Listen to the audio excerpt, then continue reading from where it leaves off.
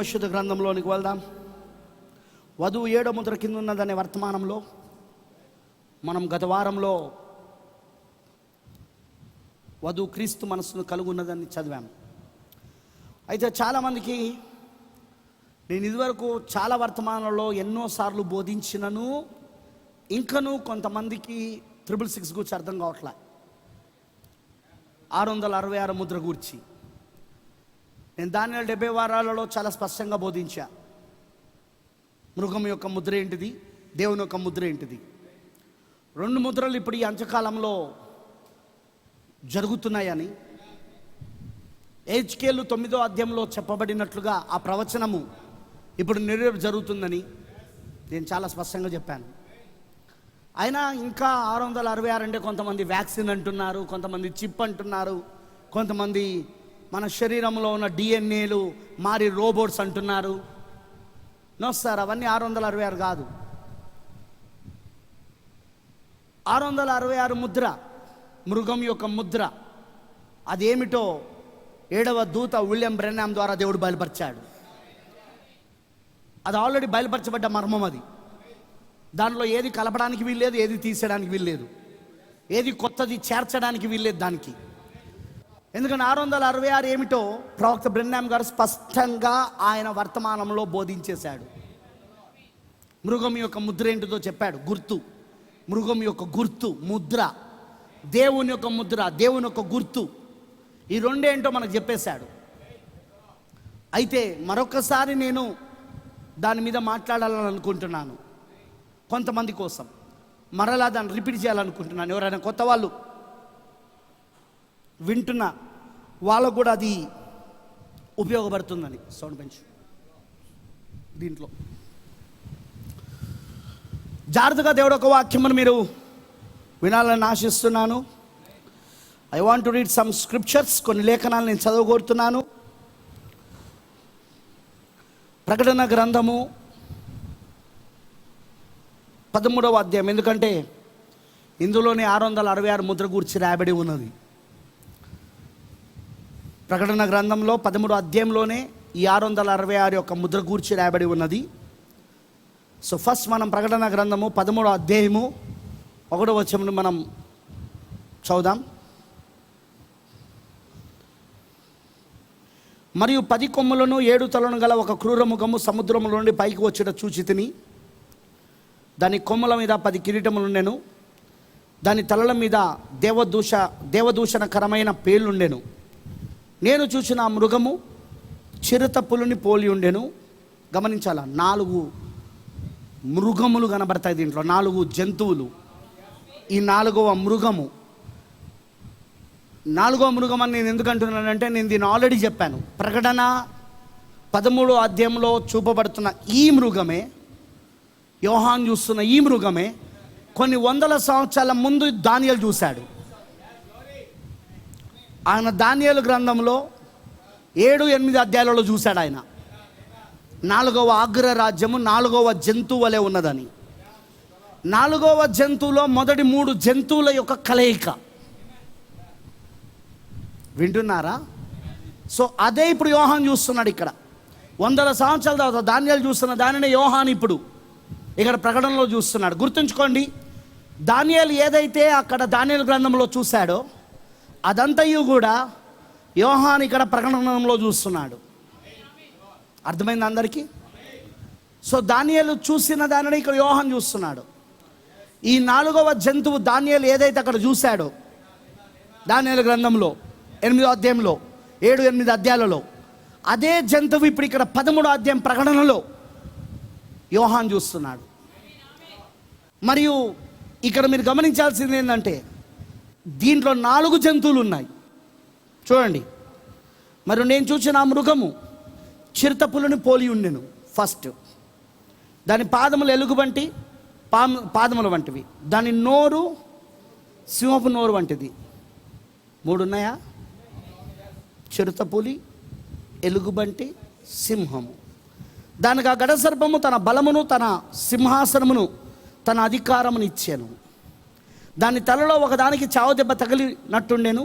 అయితే ఆ చావు దెబ్బ మానిపోయిన గనుక భూజనులందరూ మృగం వెంట వెలుచు ఆశ్చర్యపడుచుండిరి.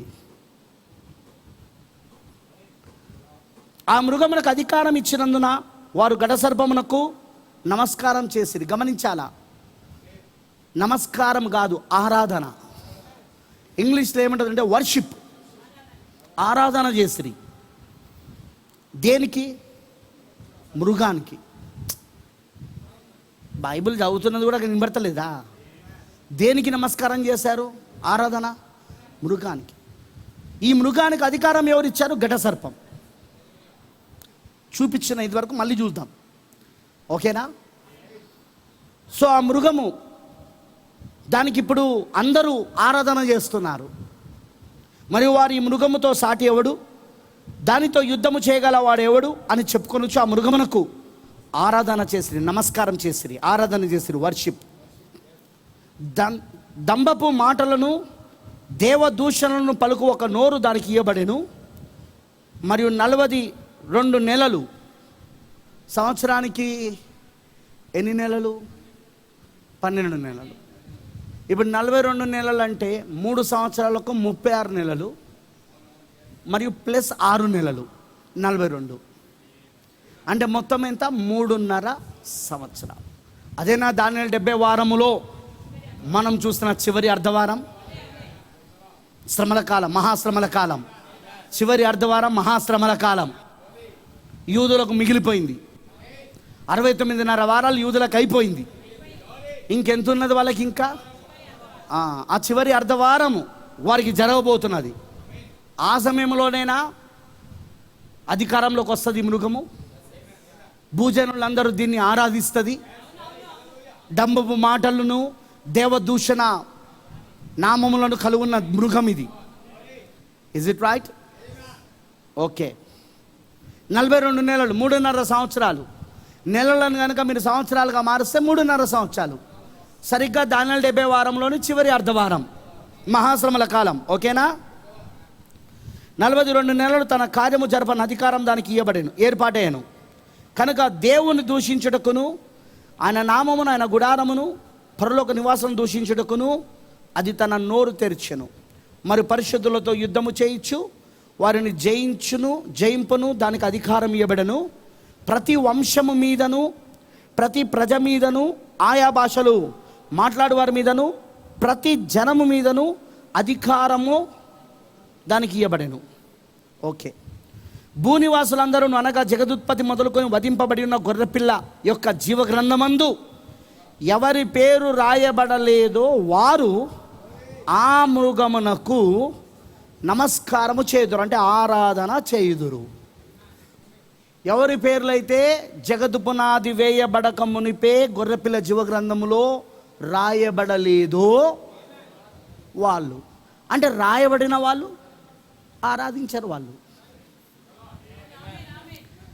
గొర్రెపిల్ల జీవగ్రంథంలో ఎవరి పేర్లు అయితే రాయబడ్డాయో వాళ్ళ ఆ మృగమునకు ఆరాధించరు. కానీ రాయబడని వాళ్ళందరూ ఆరాధిస్తారు. ఓకేనా? 9వ వచనం, ఎవడైనను చెవిగలవాడైతే వినుగాక. మళ్ళీ ఈ మాట ఎందుకు అన్నాడు?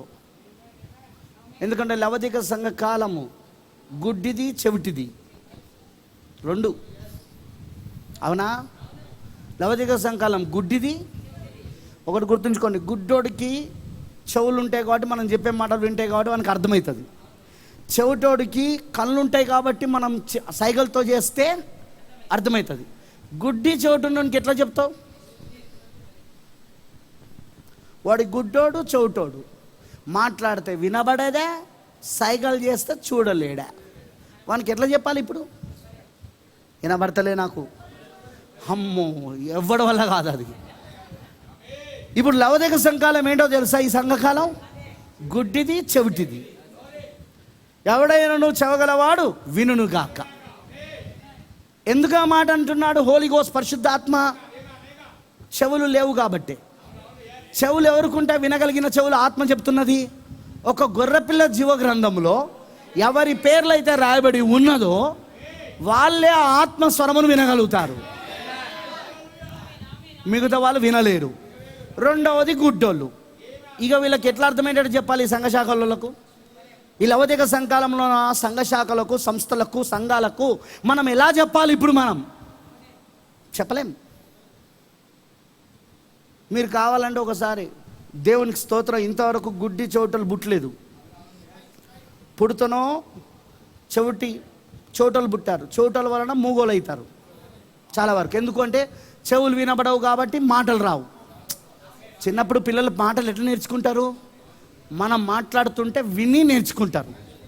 వాళ్ళు చోటలు పుట్టుక నుండి చోటలు కాబట్టి వాళ్ళకి ఏమవుతుందంటే వాళ్ళు వినలేరు కాబట్టి వాళ్ళు మాట్లాడలేరు అనమాట. అలా మాట్లాడలేక ఏమైపోతుందంటే వాళ్ళు మూగోలు అయిపోతారు. ఇక గుడ్డి వాళ్ళ దగ్గరకు వస్తే వాళ్ళకి చెవులు ఉంటాయి కాబట్టి మనం చెప్పేది అర్థం చేసుకోగలుగుతారు. అర్థమవుతుందా? వాళ్ళకి మాటలు వస్తాయి, చెవులు ఉంటాయి. కానీ ఇప్పటివరకు ఒక చెవిటి గుడ్డోని కలిసినాం అనుకో, వాడికి నువ్వేదైనా చెప్పాలంటే చాలా కష్టంగా చెప్పలేము. సైగలు చేస్తే కనబడదా, మాట్లాడితే వినబడదా. అది మన లవదిక సంఘకాలంలో ఉన్న సంఘాల పరిస్థితులు. ఈ సంఘాల పరిస్థితులన్నీ అవే. కానీ ఇప్పుడు కళ్ళు తెరవబడి, ఎందుకంటే మనం కాటుక కొన్నాం, మనం ఆయన దగ్గర నుండి కాటుక పొందుకున్నాం, మన కళ్ళు తెరవబడ్డాయి. ఇప్పుడు మన గురుటితనం తీసివేయబడ్డది. ఇప్పుడు ప్రైజ్ ది లార్డ్, హల్లెలూయా. అలానే ఆత్మ చెప్పుచున్న మాట వినడానికి దేవుడు మనకు చెవులు కూడా ఇచ్చాడు. ఆయన ఎవడైనాను చెవి గలవాడైతే వినును గాక. మృగం దగ్గరకు వచ్చినప్పుడు ఎవడైనాను చెరబెట్టవలననున్న ఎడల వాడు చెరలోనికి పోవును. ఎవడైనాను ఖడ్గము చేత చంపబడిన ఎడల వాడు ఖడ్గము చేత చంపబడవలెను. ఈ విషయంలో పరిశుద్ధుల ఓర్పును విశ్వాసమును కనబడును. 11వ వచనం, మరి భూమిలో నుండి మరొక క్రూర మృగము పైకి వచ్చుట చూచి తిని, గొర్రెపిల్ల కొమ్ము వంటి 2 కొమ్ములు దానుకున్నాను. ఇది ఇంకొక క్రూర మృగం. గొర్రెపిల్ల కొమ్ము వంటి 2 కొమ్ములు దానికొండెను. అది గడ సర్పం వలె మాట్లాడుచుండెను. ఇది కూడా గడ సర్పం వలె మాట్లాడుతుంది. మొదటి మృగం కూడా గడ సర్పం వలె, ఇది కూడా గడ సర్పం వలె. మరి ఆ మొదటి క్రూర మృగమున అధికారము చేస్తలన్నీ దాని ఎదుట ఈ 2వ క్రూర మృగం చేయుచున్నది. మరి చావు దెబ్బ తగిలి బాగుపడి ఉన్న ఆ మొదటి మృగమునకు భూమియు దానిలో నివసించు వారును ఆరాధన చేయనట్లు, నమస్కారము కాదు, ఇంగ్లీష్లో వర్షిప్ అని ఉంటుంది. వర్షిప్ అంటే ఆరాధన. ఆరాధన చేయునట్లు అది బలవంతము చేయుచున్నది. అది ఆకాశమునుడు భూమికి మనుషుల ఎదుట అగ్ని దిగి వచ్చినట్టుగా గొప్ప సూచన చేయుచున్నది. కత్తి దెబ్బ తినియు బ్రతికిన ఈ క్రూరమృగమునకు ప్రతిమను చేయవలనని అది భూనివాసులతో చెప్పుచు ఆ మృగం ఎదుట చేయుటకు తనకియబడిన సూచన వలన భూనివాసులను మోసపుచ్చుచున్నది. మరి ఆ మృగం యొక్క ప్రతిమ మాటలాడునట్లును, ఆ మృగం యొక్క ప్రతిమకు నమస్కారము చేయని వారిని హతము చేయనట్లును, ఆ మృగం యొక్క ప్రతిమకు ప్రాణం ఇచ్చుటకే దానికి అధికారం ఇవ్వబడెను. కాగా కొద్దివారు కానీ, గొప్పవారు కానీ, ధనికులు కానీ, దరిద్రులు కానీ, స్వతంత్రులు కానీ, దాసులు కానీ అందరూ తమ కుడి చీత మీదనైనను తమ నొసటి అందైనను ముద్ర వేయించుకొనున్నట్లును. ఆ ముద్ర అనగా ఆ మృగము పేరైనను దాని పేరటి సంఖ్యైనను గలవాడు తప్ప క్రయ విక్రయములు అంటే అమ్మడము కొనడం చేయుటకు మరి ఎవనికి అధికారము లేకుండానట్లును అది వారిని బలవంతము చేయుచున్నది. బుద్ధి గలవాడు మృగం యొక్క సంఖ్యను లెక్కింపనిమ్ము, అదొక మనుషుని సంఖ్యే. ఆ సంఖ్య 666. ఇందులో జ్ఞానము కలదు. Let us pray. ప్రార్థించుకుందాం. మహోన్నతుడా, సర్వోన్నతుడా, సర్వశక్తిమంతుడానికి వందనాలు తండ్రి. ఈ మధ్యాహ్న కాల సమయంలో మేము మరొకసారి నీ వాక్యం మీదకి వస్తూ ఉండగా నువ్వు మాతో మాట్లాడమని ప్రార్థిస్తున్నా. నీ వాక్యం మాకు తెరువు దేవా. ప్రభువా, ఈ మృగం యొక్క ముద్ర, దాని పేరు, దాని సంఖ్య మాకు అర్థమవునట్లు చేయి తండ్రి. 666 ఆ మృగం యొక్క ముద్ర, దాని పేరు, దాని సంఖ్య మాకు అర్థమయ్యేటట్లుగా నువ్వు బయలుపరచు. ఎందుకంటే 7వ దూత ద్వారా నువ్వు దాన్ని బయలుపరిచేసావు. ఇప్పుడు అదే ఆ బయలుపాటే ఇప్పుడు మాకు ఇవ్వమని, మాకు క్రొత్త బయలుపాటులు అక్కర్లేదు, మాకు ప్రవక్త ద్వారా సెలవిచ్చింది చాలు ప్రభువా. ఎందుకంటే అదే నీ వధువుకి ఎత్తబడే విశ్వాసాన్ని ఇచ్చేది. అందుకే ఆ గొప్ప మర్మమును మాకు బయలుపరచమని, నువ్వు మాతో మాట్లాడమని రంగంపైకి నేను ఆహ్వానిస్తా ఉన్నాం. ఓ బలిష్ఠుడైన దూతగా నువ్వు రంగం పైన నిలబడి నువ్వు మాట్లాడు దేవా, దీవించి ఆస్వాదించమని యేసుక్రీస్తు నామములో ప్రార్థిస్తున్నాము. ఆమేన్. దయచేసి కూర్చోనండి, ప్లీజ్ బి సిట్ డౌన్. క్రీస్తునందు ప్రేమైన దేవుని పిల్లలందరికీ మరొకసారి ప్రభువైన యేసుక్రీస్తు నామంలో నా యొక్క శుభములు మరి వందనాలు తెలియజేస్తున్నాను. ఆమేన్, హల్లెలూయా. మరి మధ్యాహ్నము జాగ్రత్తగా దేవుడి యొక్క వాక్యమును మీరు వింటారని నేను నమ్ముతున్నాను. నేను ఇక్కడ మృగము గురించి మనం చూస్తున్నాం. 2 మృగాలు మనకు కనబడుతున్నాయి బైబిల్లో. మృగము అనగా శక్తి అని అర్థం. పావ, అధికారం, శక్తి, రాజ్యం. ఎప్పుడైనా గుర్తుంచుకోండి, మృగము దేనికి సాదృశ్యం అంటే ఒక రాజ్యానికి లేదా ఒక శక్తికి, ఒక అధికారానికి సాదృశ్యం. ఇప్పుడు దానియేలు గ్రంథంలోనికి వెళ్తే, దానియేలు గ్రంథంలో 2వ అధ్యాయంలో నెబుకద్నెజర్ రాజుకి కల వచ్చింది. రైట్? నెబుకద్నెజర్ రాజు ఎవరంటే బబులోను రాజు, ప్రపంచాన్ని మొత్తము జయించిన రాజు. ఇప్పుడు ఆయన వచ్చిన కళ, మరి దాని భావము దానియేలు దర్శనంలో చూసి, దాని దర్శనంలో చూసి దాని భావం చెప్పాడు. ఆ కళలో చూసిన దాని ప్రకారముగా 4 లోహాలతో ఒక ప్రతిమ తయారు చేయబడింది. ఒక విగ్రహం, ఒక ప్రతిమ. శిరస్సు బంగారముతో, భుజములు, చేతులు వెండితో, మరియు నడుము, ఉదరములు అది ఇత్తడితో, మరియు మోకాలు ఇనుముతో, మరియు పాదముల దగ్గరకు వచ్చినప్పుడు ఆ 10 వేళ్ళు కొంత ఇనుము కొంత మట్టితో తయారు చేయబడినట్టు దర్శనంలో చూశాడు. దాని అర్థం కూడా అక్కడే చెప్పేశాడు. శిరస్సు బంగారము, అది బబులోను రాజ్యమని. దాని తర్వాత మాదీయులు, పారసీకుల ఒక రాజ్యమే వెండి రాజ్యమని చెప్పాడా. దాని తర్వాత 3వ రాజ్యం గ్రీకులను కూడా చెప్పాడు. అక్కడ దాకా దానియేలుకి బయలుపరచబడ్డది, 3 అగ్ర రాజ్యాల దాకా. కానీ 4వ రాజ్యం దగ్గరకు వచ్చినప్పుడు, అదే పాదముల దగ్గర, అదే ఆ ఇనుము దగ్గరకు వచ్చినప్పుడు, మోకాలు ఇనుము మరి పాదముల దగ్గర ఉన్న కొంత ఇనుము కొంత మట్టి దగ్గరకు వచ్చినప్పుడు దానియేలుకి అది మర్మముగా ఉంది. ఆ దర్శనాన్ని 2వ అధ్యాయంలో వచ్చిన ఆ దర్శనాన్ని దేవుడు రిపీటెడ్గా, అంటే మరలా ఇంకొక కోణాలలో నుండి, ఇంకొక విధానంలో నుండి దానియేలుకి 7వ అధ్యాయంలో 8వ అధ్యాయంలో చూపించుకుంటూ వచ్చాడు. అక్కడనో విగ్రహాన్ని చూపిస్తే, ఒక ప్రతిమను చూపిస్తే, 4 లోహాలతో తయారు చేయబడి ఒక ప్రతిమను చూపిస్తే, ఇక్కడనో 4 జంతువులను చూపించాడు. అర్థమవుతుందా? మొదటిది సింహం లాంటి జంతువు, అదే బబులోను రాజ్యం. 2వది ఎలుగుబంటి లాంటి జంతువు, అదే మాదీయులు పారసీకుల రాజ్యం. 3వది చిరుత లాంటి జంతువు, అదే గ్రీకుల రాజ్యం. అలెగ్జాండర్ ద గ్రేట్, గొప్పవాడైన అలెగ్జాండర్ యొక్క కాలంలో గ్రీకుల రాజ్యం. వింటున్నారని చెప్పింది అర్థమైన రామ చెప్పండి. కానీ 4వ జంతువు దగ్గరకు వచ్చినప్పుడు దానియేలుకు కూడా ఏం కన్ఫ్యూజన్ అయిందంటే, ఈ మొదటి 3 జంతువులు కలిసి 4వ జంతువుగా మారింది. మరి అది మొదటి 3 జంతువుల కంటే క్రూరమైనదని, బలమైనదని, మరి దాన్ని చూసినప్పుడు ఆయన ఆశ్చర్యపడ్డాడని, ఆ దర్శనం తర్వాత ఆయన చాలా రోజులు అనారోగ్యానికి గురయ్యాడని బైబిల్లో రాయబడి ఉంది. అనారోగ్యానికి గురయ్యాడని, చాలా బలహీనుడైపోయాడని. అనారోగ్యం అంటే రోగాలు రావడం కాదు, బలహీనమైపోవడం, చాలా బలహీనమైపోవడం. దర్శనాలు చూస్తే చాలా బలహీనమవుతారు. అందుకే ప్రవక్త బ్రహ్నం గారు ఆయన వాక్యాన్ని ఎన్ని గంటలైనా నిలబడి చెప్పగలడు. కానీ ఆయనకు ఇతరుల గురించి దర్శనాలు చూసేటప్పుడు మాత్రం ఆయన ఎక్కువసేపు ఉండలేడు. ఎందుకంటే దర్శనాలు చాలా బలహీనపరుస్తాయి.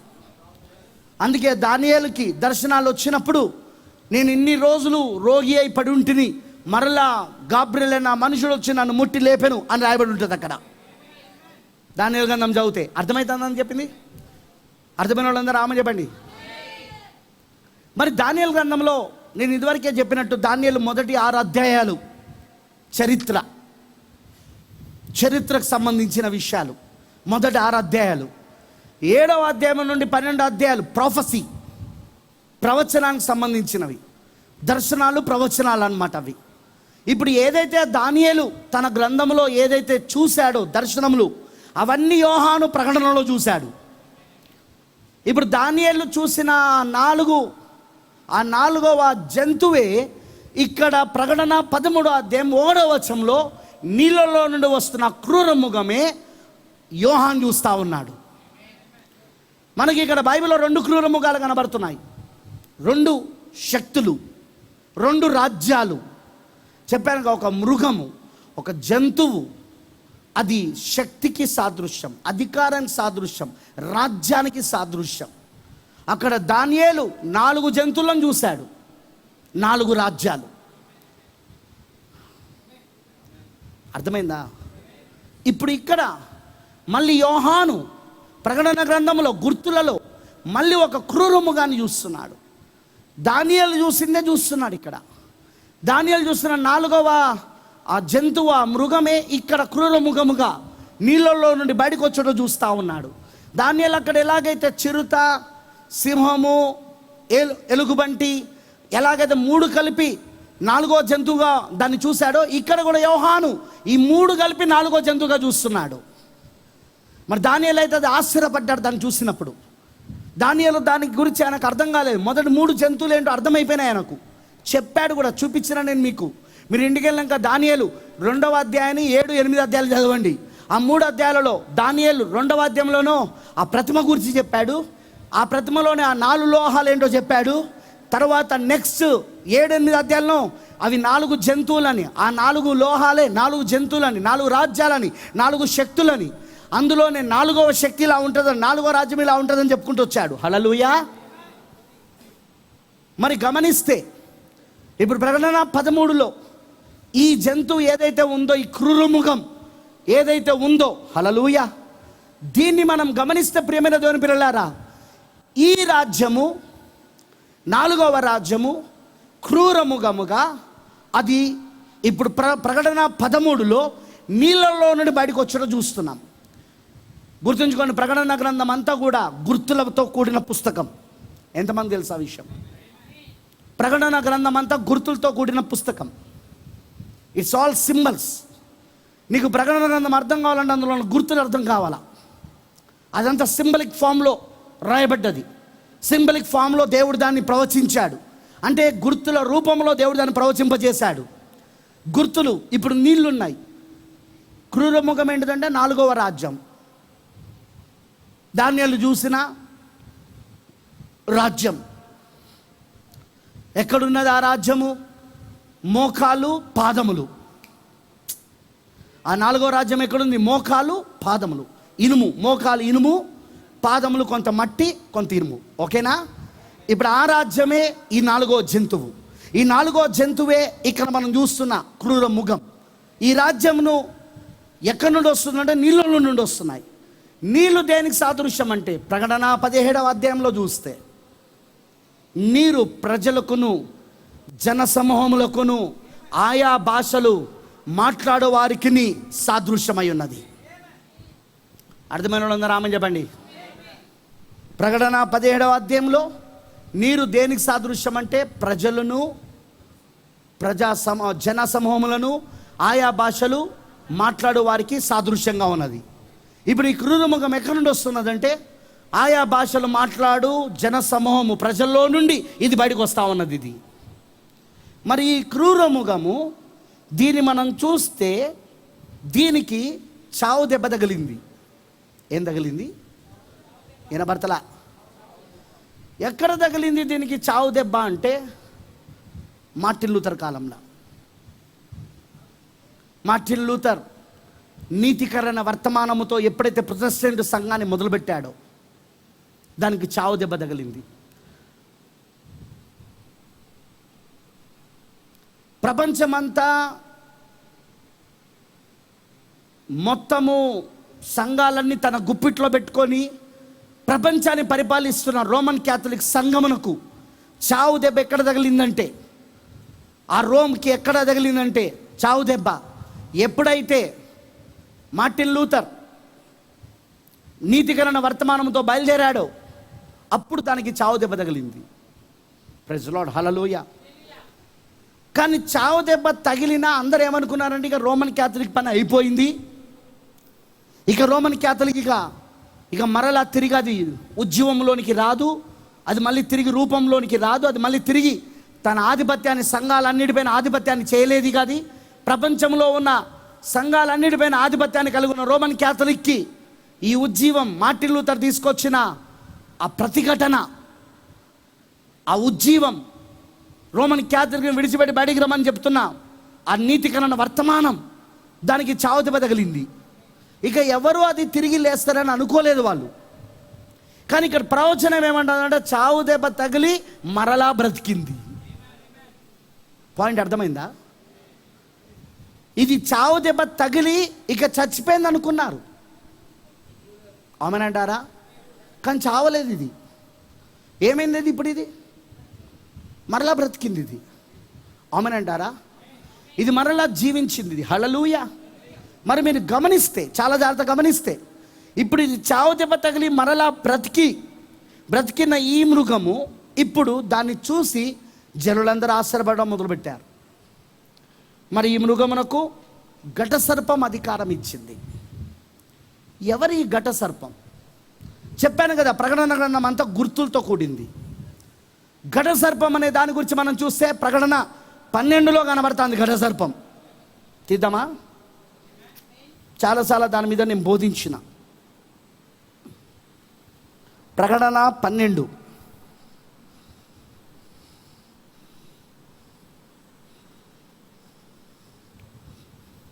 7వ వచనం. అంతటా పరలోకమందును యుద్ధము జరిగెను, మిఖాయేలును అతని దూతలను ఆ ఘట సర్పముతో యుద్ధం చేయవలనని ఉండగా ఆ ఘట సర్పమును దాని దూతలను యుద్ధం చేసిరు కానీ గెలవలేకపోయారు కనుక పరలోకమందు వారికి ఇక స్థలం లేకపోయాను. ఇప్పటికే మీకు అర్థమై ఉండాలి ఘట సర్పం ఎవరో, పరలోకంలో యుద్ధం ఏం చేసిందో అవన్నీ మీకు అర్థమై ఉండాలా. ఇంకా అర్థం కావాలంటే కింద వచనం చదువుతాం, 9వ వచనం. కాగా సర్వలోకమును మోసపుచ్చుచు అపవాదనియు సాతాను పేరు గల ఆది సర్పమైన మహాఘట సర్పము పడద్రోయబడెను. ఏమిటి ఘట సర్పము? ఇంతలేరు, ఎవరో కాదు, సాతానుడు. అవునా? అపవాదనియు సాతాననియు పేరు గల ఆది సర్పమైన ఈ ఘట సర్పం, ఇది సర్వలోకమును మోసపుచ్చుచున్నది. ఇది మత్తయి సువార్త 24:24 ప్రకారంగా సాధ్యమైతే ఏర్పరచబడిన వారిని సైతము మోసపుచ్చుటకు ప్రయత్నిస్తాడు. మోసపుచ్చును అని చెప్పలేదు యేసు, వాడు ప్రయత్నిస్తాడని చెప్పాడు. Praise the lord. కానీ వాడు ప్రయత్నించినా వాళ్ళు మోసపోరు, ఎందుకంటే వాళ్ళ పేర్లు ఎక్కడ రాయబడి ఉన్నాయి? ఆ ఏర్పాట్లో ఉన్న వాళ్ళ పేర్లు ఎక్కడ రాయబడి ఉన్నాయి? గొర్రెపిల్ల జీవ గ్రంథంలో. అందుకే గొర్రెపిల్ల జీవ గ్రంథంలో ఉన్న వాళ్ళు తప్ప మిగతా వాళ్ళందరూ ఆ యొక్క ఘట సర్పము అధికారం ఇచ్చిన క్రూర మృగానికి అందరూ నమస్కారం అంటే ఆరాధన చేస్తారు. పాయింట్ అర్థమైందా? ఎందుకు? వాడు సర్వలోకమును మోసపుస్తాడు. కానీ మోసపోని ఒక జనాంగం ఉంది, మోసపోని ఒక జనాంగం ఉంది. వాళ్ళని కూడా మోసపుచ్చడానికి ప్రయత్నిస్తారని మత్తయి 24:24లో చెప్పాడు. కానీ వాళ్ళు మోసపోరు. వాళ్ళు ఎందుకు వాళ్ళు మోసపోరు? వాళ్ళ పేర్లు గొర్రెపిల్ల జీవ గ్రంథంలో రాయబడి ఉన్నాయి. గొర్రెపిల్ల ఎవరు? యేసుక్రీస్తు. యేసుక్రీస్తు జీవ గ్రంథం, ఆయన గ్రంథం, అది ఆయన పుస్తకం, ఆయన జీవిత పుస్తకం, అది ఆయన జీవ గ్రంథం. అది వాళ్ళందరూ ఆయనలో భాగమై ఉన్నారు. వాళ్ళను మోసం చేయడం అంటే ఆయనను మోసం చేయడం. కానీ అపవాది ఆయనను మోసం చేయగలడా? సాతానుడు యేసుక్రీస్తును మోసం చేయగలడా? ఏదైనా ఒకటి చెప్పమని నోట్లోకెళ్ళి. చేయగలడా? చేయలేడా? చేయలేడు వాడు. అంటే ఇప్పుడు ఆయనలో ఉన్న వాళ్ళని కూడా వాడు మోసం చేయలేడు. ఎందుకంటే ఆయనలో ఉన్న వాళ్ళను మోసం చేయడం అంటే ఆయనను మోసం చేయడమే. ఆయనలో ఉన్న వాళ్ళు ఎవరు? ఆ గొర్రెపిల్ల జీవగ్రంథంలో రాయబడిన గొర్రెపిల్ల ఎవరు? యేసుక్రీస్తు. అది యేసుక్రీస్తు జీవగ్రంథం. అది ఆ జీవగ్రంథంలో ఉన్నవాళ్ళు అంటే ఆయన జీవితంలో ఉన్నవారు, ఆయన లైఫ్ స్టోరీలో ఉన్నవాళ్ళు. వాళ్ళని ఎవరు కూడా మోసపుచ్చలేరు వాళ్ళు. అందుకే గొర్రెపిల్ల జీవగ్రంథంలో రాయబడని వాళ్ళందరూ మోసపరచబడి వానికి ఆరాధన చేస్తారు. ఆ అపవాది ఎవరికైతే అధికారం ఇచ్చాడో ఆ మృగమునకు వాళ్ళు ఆరాధన చేస్తారు. ఆ శక్తికి వాళ్ళు ఆరాధన చేస్తారు. ఆ రాజ్యానికి వాళ్ళు ఆరాధన చేస్తారు. కానీ మిగతా వాళ్ళు మాత్రం, ఎవరైతే ఆ గొర్రెపిల్ల జీవగ్రంథంలో ఉన్నారో వాళ్ళు మాత్రం ఆరాధించారు. ఎందుకంటే వాళ్ళు మోసపరచబడారు. ఆమేన్. హల్లెలూయా. ఐ బిలీవ్, నేను నమ్ముతున్నా మీకు అర్థమవుతుందని. హల్లెలూయా. మరి మీరు గమనిస్తే ఆ ఘటసర్పం ఎవరో మీకు అర్థమైందా? 12వ అధ్యాయంలో ఎవడు? వాడు సర్వలోకమును మోసపుచ్చుచు అపవాదనియు సాతాననియు పేరు గల ఆది సర్పం. అవ్వతో మాట్లాడిన ఆది సర్పం. ఆ ఘట సర్పమేనా ఈ క్రూరముఖానికి అధికారం ఇచ్చింది? సాతానేనా దీనికి ఇచ్చింది? ఈ క్రూరముఖమైన 4వ రాజ్యం. ఇప్పుడు మనం ఎక్కడున్నాం? సరిగ్గా ఇప్పుడు పాదముల దగ్గరున్న 4వ రాజ్యంలో ఉన్నాం. అక్కడేనా ఉన్నది? కొంత ఇనుము, కొంత మట్టి. హల్లెలూయా. సో ఆ రాజ్యంలో వాడికి సాతాను యొక్క అధికారాన్ని పొందుకుంటాడు వాడు. ఆమేన్. ఇప్పుడు ఆ రాజ్యములు భూమిపైన స్థాపించబడడానికి మరొక క్రూరముఖం భూమిలో నుండి వస్తుంది. భూనివాసులందరూ మోసపరచబడి ఆ నీళ్ళలో నుండి వచ్చిన క్రూరముఖానికి అందరూ ఆరాధన చేయనట్లుగా ఇంకొక క్రూరముఖము భూమిలో నుండి వస్తుంది. వింటున్నారా? దాన్నే మనం ఎక్కడ చదువుతున్నామంటే 11వ వచనంలో చదువుతున్నాం. మరి భూమిలో నుండి మరొక క్రూరముఖం. ఇది నీళ్ళ నుండి వస్తున్నది కాదు, ఇది భూమిలో నుండి. ఇది మరొక క్రూరముఖం. ఇది మొదటి క్రూరముఖం కాదు, ఇది ఇంకొక క్రూరముఖం. చెప్పాను కదా, మృగము, జంతువు రాజ్యాలకు సాదృశ్యం. మొదటిది రాజ్యం, అదొక రాజ్యం, ఆ క్రూరముఖం. ఇప్పుడు ఇది ఇంకొక రాజ్యం. ఇది భూమిలో నుండి మరొక క్రూరముఖము పైకి వచ్చిన చూచితిని. గొర్రెపిల్ల కొమ్ము వంటి 2 కొమ్ములు దానుకుండెను. అది ఘట సర్పం వలె మాటలాడుచుండెను. ఇది ఇంకొక మృగం. మొదటి మృగము అది నీళ్ళలో నుండి వచ్చింది. దేవదూషణ పేలు కలుగున్నది. ఘట సర్పం యొక్క అధికారం కలుగున్నది. ఘట సర్పము దానికి అధికారం ఇచ్చింది. ఘట సర్పం అంటే ఏంటో కాదు, ప్రకటన 12లో చూస్తే అది ఆది సర్పం అని, అపవాదని సాతానని మనకు అర్థమైంది. మరి ఇక్కడ క్రూరముఖం అంటే రాజ్యము. దానియేలు చూసిన 4వ అగ్ర రాజ్యము. హల్లెలూయా. ఇక్కడ ప్రకటన 13లో క్రూరముఖముగా యోహాను చూస్తూ ఉన్నాడు. అక్కడ దానియేలు 4వ రాజ్యంగా చూస్తే ఇక్కడ క్రూరముఖముగా ఈయన చూస్తున్నాడు. ఇది రాజ్యం, ఇది శక్తి. ఈ రాజ్యమే రోమ్. ఏంటిది? రోమ్. వింటున్నారా అందరూ?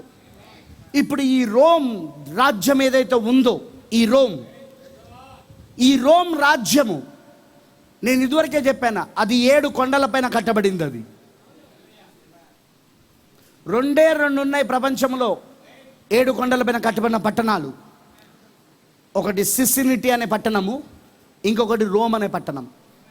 సిసినిటీ అనే ఆ పట్టణంకు ఎలాంటి ప్రాముఖ్యత లేదు ఆత్మ సంబంధమైన విషయాలలో, రిలీజియస్ మతపరమైన విషయాలలో. కానీ రోమ్కి మొత్తం ప్రపంచమంతా, మీకు తెలుసు కదా, సామెత ఉంటుంది, all roads leads to Rome. అన్ని దారులు రోము వైపే నడిపిస్తాయి. ఒకప్పుడు ప్రపంచాన్ని పరిపాలించింది, అన్య రోముగా ఉండి ప్రపంచాన్ని పరిపాలించి ఇప్పుడు అది పోప్ రోముగా మారి ఉన్నది. అర్థమైన వాళ్ళందరూ రామ చెప్పండి. ఒకప్పుడు అది అన్య రోముగా ప్రపంచాన్ని పరిపాలించి చావు దెబ్బ తగిలి పోప్ రోముగా అవతరించింది. అది ఇప్పుడు ఆమెనంటారా? ఇప్పుడు ఆ పోప్ రోమే దానికున్న చరిత్రను మీరు వెళ్ళి ఇంటర్నెట్లో చదివితే మీకు అర్థమవుతుంది. పోప్ రోము యొక్క చరిత్ర మీకు ఇంటర్నెట్లో చదివితే మీకు అర్థమవుతుంది. ఇప్పుడు ఇది పోప్ రోమ్ అని పిలువబడుతుంది, కానీ ఒకప్పుడు అది అన్య రోమ్. అది ప్రపంచాన్ని పరిపాలించింది. అది మొదటి రాకలో యేసు వచ్చినప్పుడు ప్రపంచాన్ని పరిపాలిస్తున్న రాజ్యం ఏంటిది? రోమ్ కాదా? అయ్యో కాదా? కైసర్ చక్రవర్తి ఎవరు? రోమ్. హేరోదు రాజు ఎవరు? ఇజ్రాయెల్ని పరిపాలిస్తున్న హేరోదు రాజు ఎవరు? రోమియుడు. సరే, యేసుకు సిలువ వేయమని చెప్పేసి శిక్ష విధించిన పిలాత్ ఎవరు? కాదా? ఎందుకు? అప్పుడు ఎవరి పరిపాలనలో ఉన్నారు ఇజ్రాయెల్ అప్పుడు?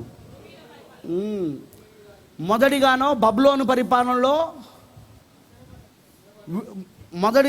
బబులోను పరిపాలనలో పరవాసులుగా చెరలోనికి తీసుకోబడ్డారు. అది ఎప్పుడు?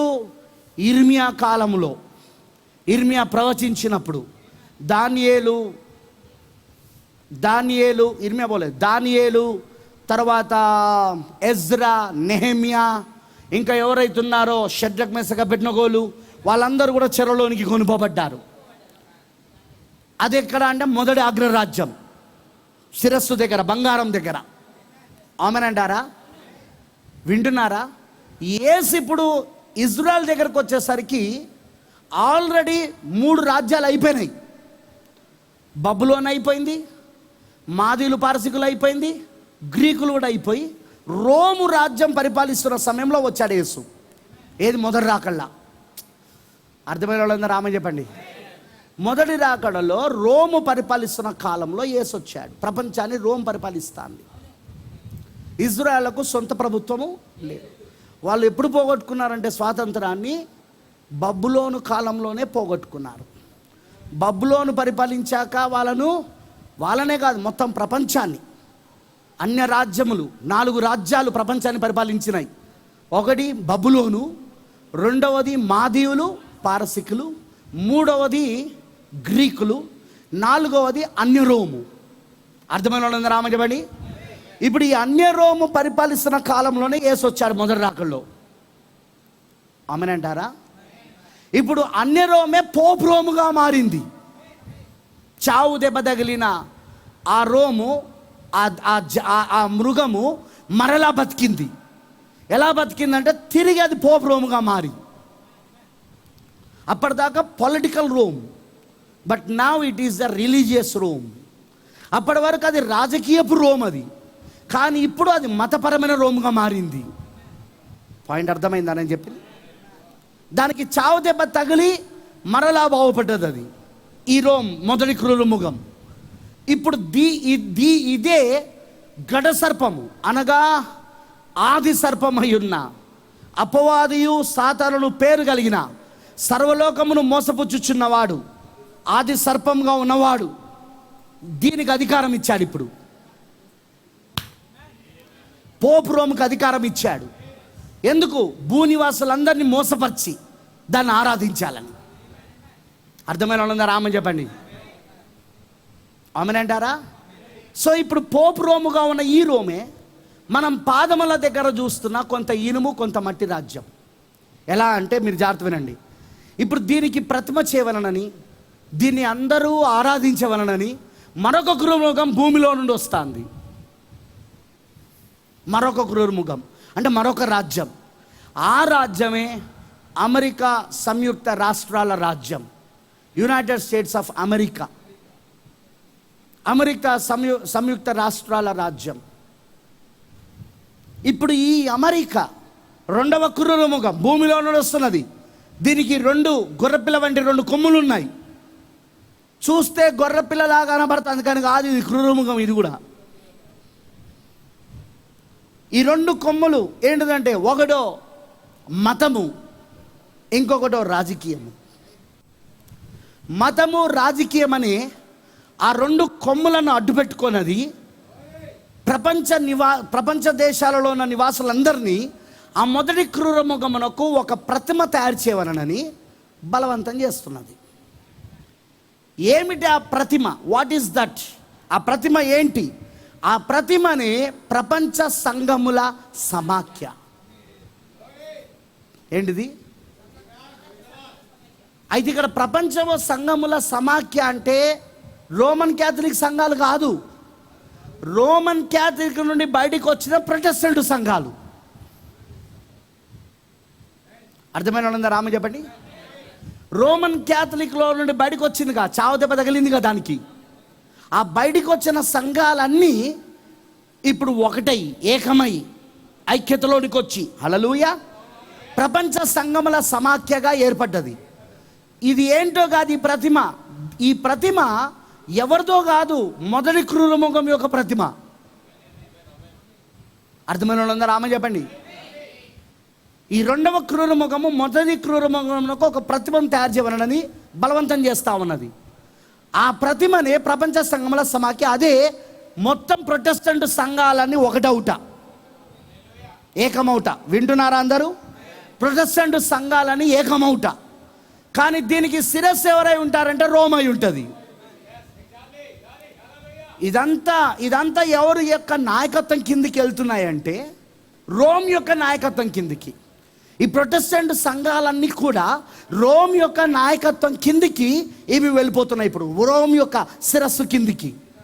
అలా రోమ్ యొక్క శిరస్సు కిందికి వెళ్ళడానికే ఇటు అమెరికా ప్రపంచాన్ని మోసపరుస్తున్నది. ఆకాశము నుండి అగ్నిని దిగొచ్చినట్లు చేస్తూ ఉన్నది.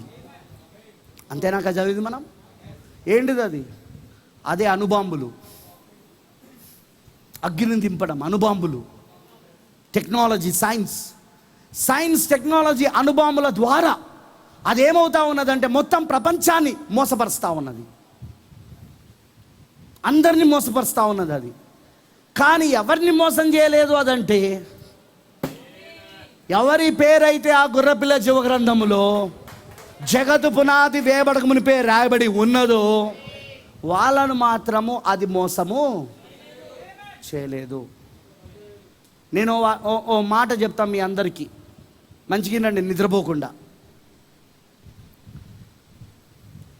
మీరు మోసపోవాలా మోసపోవద్దా అన్నది మీ చేతిలో లేదు. మీరు మోసపోవాలో మోసపోవద్దో ముందే నిర్ణయించబడ్డది. అర్థమైందని అన్నది. మీరు మోసపోవాలని ముందే నిర్ణయించబడితే, నేను ఈ వర్తమానాన్ని మీ చెవులో పెట్టి బూరలు ఊదినా కూడా మీరు ఆ మృగంలో చేరుతారు, ఆ మృగమును ఆరాధిస్తారు. అర్థమైందా? ఒకవేళ మీరు మోసపోవద్దని కనుక దేవుడు ముందుగా నిర్ణయిస్తే, అంటే ఆ గొర్రెపిల్ల జీవగ్రంథంలో జగత్తు పునాది వేయబడక మునిపే మీ పేరు కనుక ఆయన రాసి ఉంటే, ఈ వర్తమానం వచ్చిందే మీ కళ్ళు తెరవడానికి,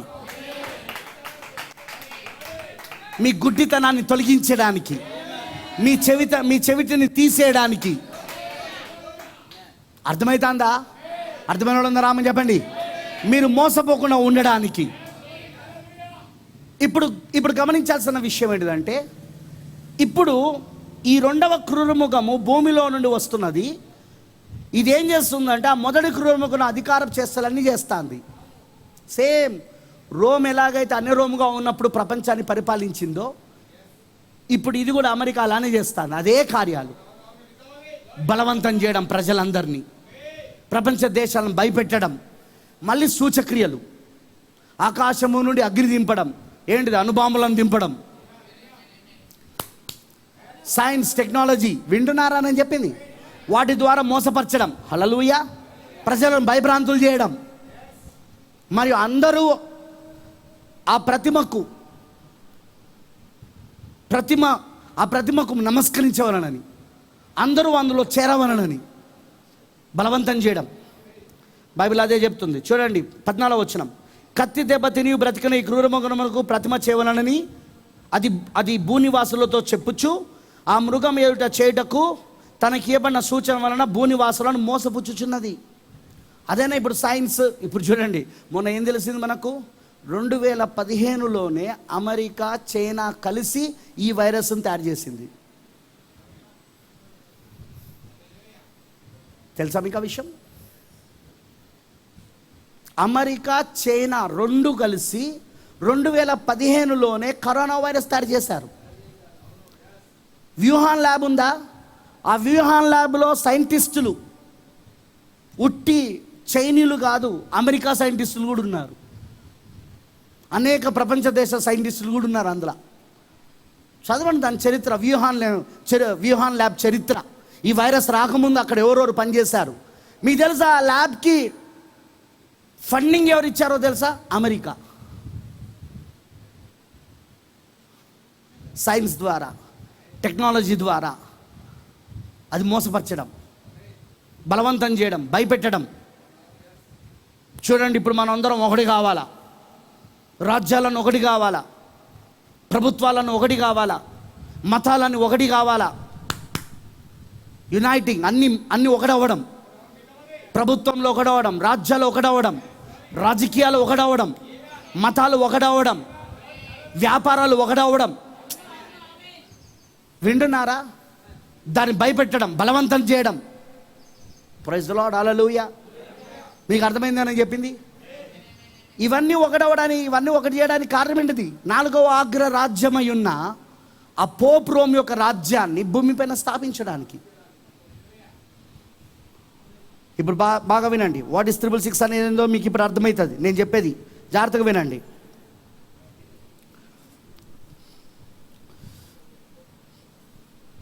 మోసపుచ్చుచున్నది, అది మోసపరుస్తున్నదా? మొత్తం భూలోకస్తులు అందరినీ మోసపరుస్తున్నదా? ఈ 2 క్రూరముఖాలు కలిసి మోసపరుస్తున్నాయా? ఓటో మొదటి క్రూరముఖం పోప్ రోము, రెండవదో ఈ భూమిలో నుండి వచ్చిన క్రూరముఖం, అదే అమెరికా. సంయుక్త రాష్ట్రాల దేశమైన America, United States of America. ఈ 2 కలిసి ఏం చేస్తూ ఉన్నాయి? ప్రపంచాన్ని మొత్తం మోసం చేస్తున్నాయి. దానికి ప్రతిమ తయారు చేయాలని, ప్రతిమనే ప్రపంచ సంఘముల సమాఖ్య, WCC, World Churches of Council. యేసు చెప్పాడా కోతకాలంలో ఏం జరుగుతుందో? గోధుమలన్నీ కొట్లలో చేర్చబడతాయి, కానీ పొట్టంతా కట్టలు కట్టబడతాయి. కట్టలు కట్టబడమే పాస్టర్ల ఐక్యత యూనియన్, సేవకుల ఐక్యత యూనియన్. మీకు అర్థమైందని చెప్పింది. సంఘ శాఖలన్నీ ఒకటవ్వడం, సంస్థలన్నీ ఒకటవ్వడం, సిద్ధాంతపరంగా ఒకరంటే ఒకరికి పడదు. పెంతెకోస్తలో పరిశుద్ధాత్మ ఉన్నదంటారు, భాషలు మాట్లాడాలంటారు. చర్చ్ ఆఫ్ క్రైస్తవుడు పరిశుద్ధాత్మనే లేదంటాడు, భాషలే లేవంటాడు. బ్యాప్టిస్టోడు అసలు పరిశుద్ధాత్మ ఎక్కడదే, మనం నమ్మినప్పుడే పరిశుద్ధాత్మ అంటాడు. ఒక్కొక్కరు ఒక్కొక్క సిద్ధాంతం. కానీ వీళ్ళందరూ కట్టలు కట్టబడుతున్నాయి. ఎందులో కట్టలు కట్టబడుతున్నాయి వీళ్ళంతా? ప్రపంచ సంఘములా. అర్థమైన వాళ్ళందరూ అమ్మని చెప్పండి. అందుకేనా అందులో మనం చేరకుండా ఉన్నది? అందుకేనా ఇక్కడ వరంగల్లో ట్రై సిటీ ఫెలోషిప్లో మన పేరు లేదు? ట్రై సిటీ పాస్టర్స్ ఫెలోషిప్లో మన పేరు లేదు, మన సంఘం లేదు, ఉండదు కూడా. ఎందుకంటే మనం అంత సులువుగా మోసపోయేటోళ్ళం కాదు కదా. అవి ఎందుకు కట్టలు కట్టబడుతున్నాయి మనకు తెలుసు కదా. బ్యాప్టిస్టు, పెంతెకోస్తు, CSI, తర్వాత లూథరన్, తర్వాత హెబ్రోను, తర్వాత church of Christ, Jehovah witness, అన్నీ ఏకమవుతాయి, అన్నీ ఒకటైపోతున్నాయి. ఇప్పుడు అయితేనే కావట్లేదా? అవుతున్నాయి. ఎందుకు ఒకటి అవుతున్నాయి? అదే ప్రతిమ, అదే ప్రపంచ సంఘముల సమాఖ్య. అవునంటారా?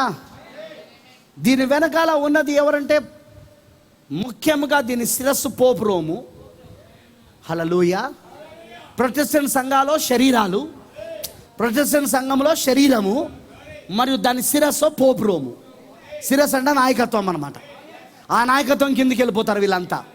ఆల్రెడీ వెళ్ళారు కూడా, ఆల్రెడీ. ఇప్పుడు అర్థమైన వాళ్ళందరూ రామ చెప్పండి. ఇప్పుడు ఆ మృగము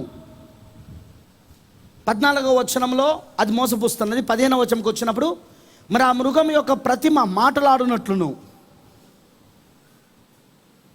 ఆ మృగం యొక్క ప్రతిమ మాటలాడునట్లును, ఆ మృగం యొక్క ప్రతిమకు ఆరాధన చేయని వారిని హతము చేయనట్లును, ఆ మృగం యొక్క ప్రతిమకు ప్రాణం ఇచ్చటకే దానికి అధికారం ఇవ్వబడేను. అదే ప్రపంచ సంఘముల సమాఖ్య. వాళ్ళకి అధికారం వస్తుంది. ఎందుకంటే మతము రాజకీయము ఒకటవుతాయి. మతము రాజకీయము ఒకటవుతాయి. అర్థమైన వాళ్ళందరూ ఆమని చెప్పండి. మతము ద్వారా రాజకీయముతో హత్యలు చేస్తుంది. ఎవరు అందులో చేరరో వాళ్ళందరినీ, ఎవరు అందులో చేరరో వాళ్ళందరినీ, చేరని వాళ్ళు ఎవరైనా ఉంటారా ఈ భూమిపైన అంటే ఒక్క జనాంగం ఉంటుంది. వారే ఈ గడియ వర్తమానాన్ని నమ్ముతున్న వధువు మాత్రమే దానిలో చేరారు. వాళ్ళు ఎందుకు చేరారు బ్రదర్ అంటే వాళ్ళకి ఆల్రెడీ వాడి మోసం తెలుసు కాబట్టి. సంఘశాఖోడికి తెలియదు, ఎందుకంటే మనకు చెవు లేదా, నాకు కళ్ళు లేవా. మనం చెప్పేది సైగలు చేసి చెప్తే అర్థం కాదా, గుడ్డోడు కళ్ళు లేవు. మనం చెప్పేది స్వరంతో చెప్తే వినబడదా. సో వాడు మోసపోతాడు. వాడు అందులో ఉన్న వాళ్ళందరూ ఆ సిస్టమ్ ద్వారా, వ్యవస్థ ద్వారా, ఏది మతము రాజకీయం అని రెండు ఏకమైన వ్యవస్థ ద్వారా అందులోకి వెళ్ళిపోతారు. వాళ్ళు అందులో మోసపరచబడతారు. వాళ్ళు మోసపోకుండా ఉండేది ఎవరైనా ఉన్నారంటే వధువు మాత్రమే. ఆమేన్, హల్లెలూయా. జాగ్రత్తగా వినండి.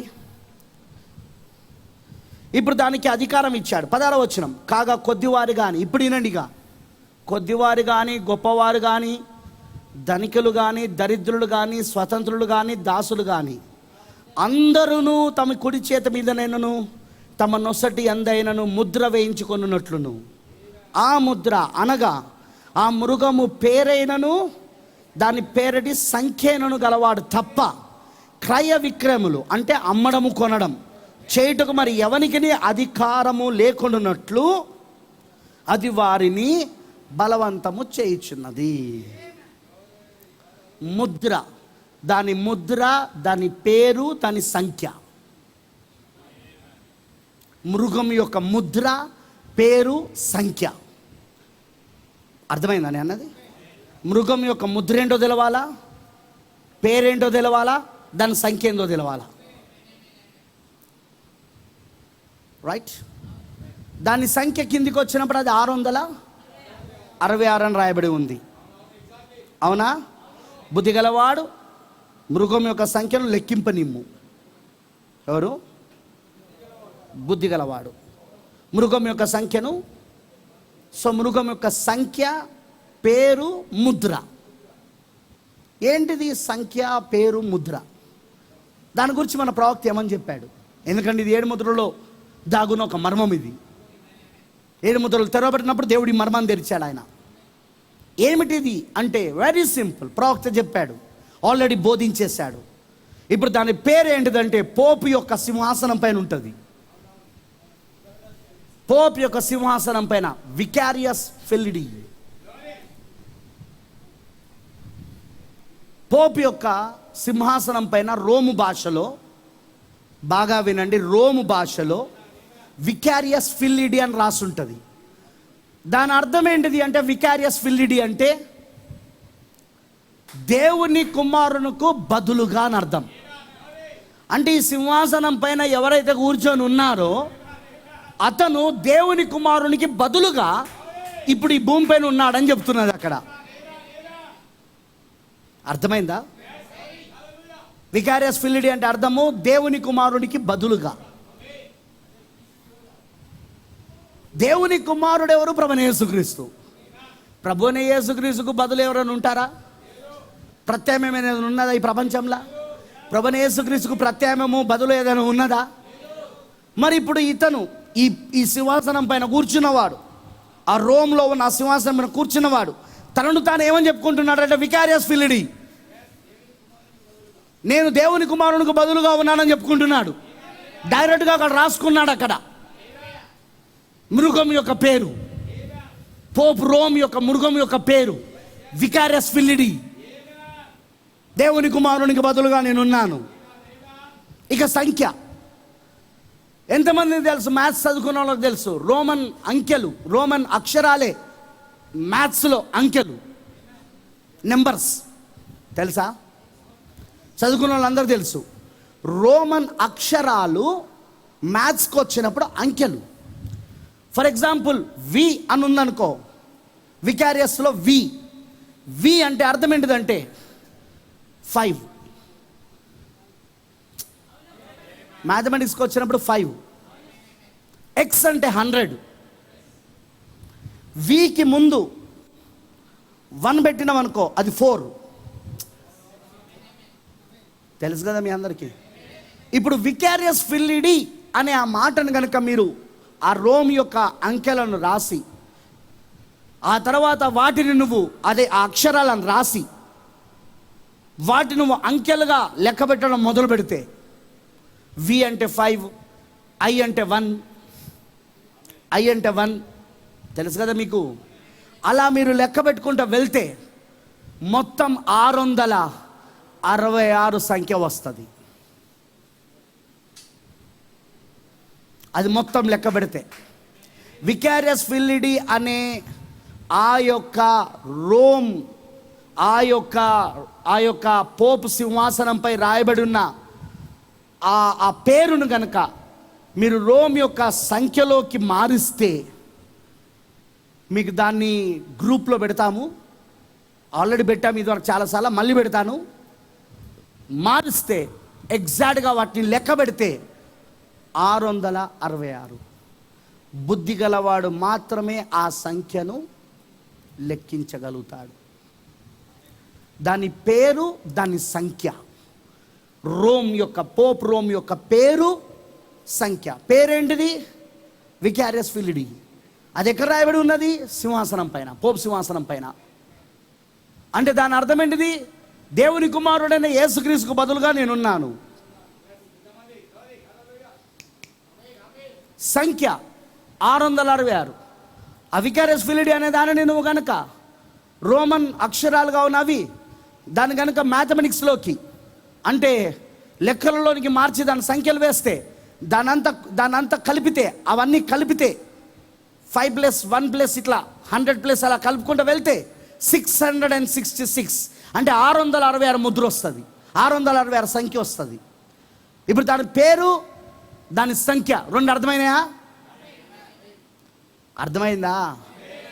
ఇక నొసటి అందును అరచేతి అందును దాని ముద్ర. అయ్యో, నొసటి అందును అరచేతిలో దాని ముద్ర. నొసలంటే ఏంటిది అర్థము? ప్రత్యక్షత. నొసలు దేనికి సాదృశ్యం? ప్రత్యక్షత. ఈరోజు కొంతమంది చెప్పుకుంటున్నట్టు ఆ సంఘశాఖోడికి వాడికి జ్ఞానం లేదు, వాడికి బుద్ధి లేదు. ఎందుకంటే బుద్ధి గలవాడు మాత్రమే ఆ సంఖ్యను లెక్కించగలుగుతాడు. ఎవరో కామెంట్ చేశారు, మార్క్ పాస్టర్ ఏంది బుద్ధి లేదని అంటున్నాడు, బుద్ధిహీనులు బుద్ధి లేదని పిలుస్తున్నారు ఏంది, అలా అనకూడదు కదా.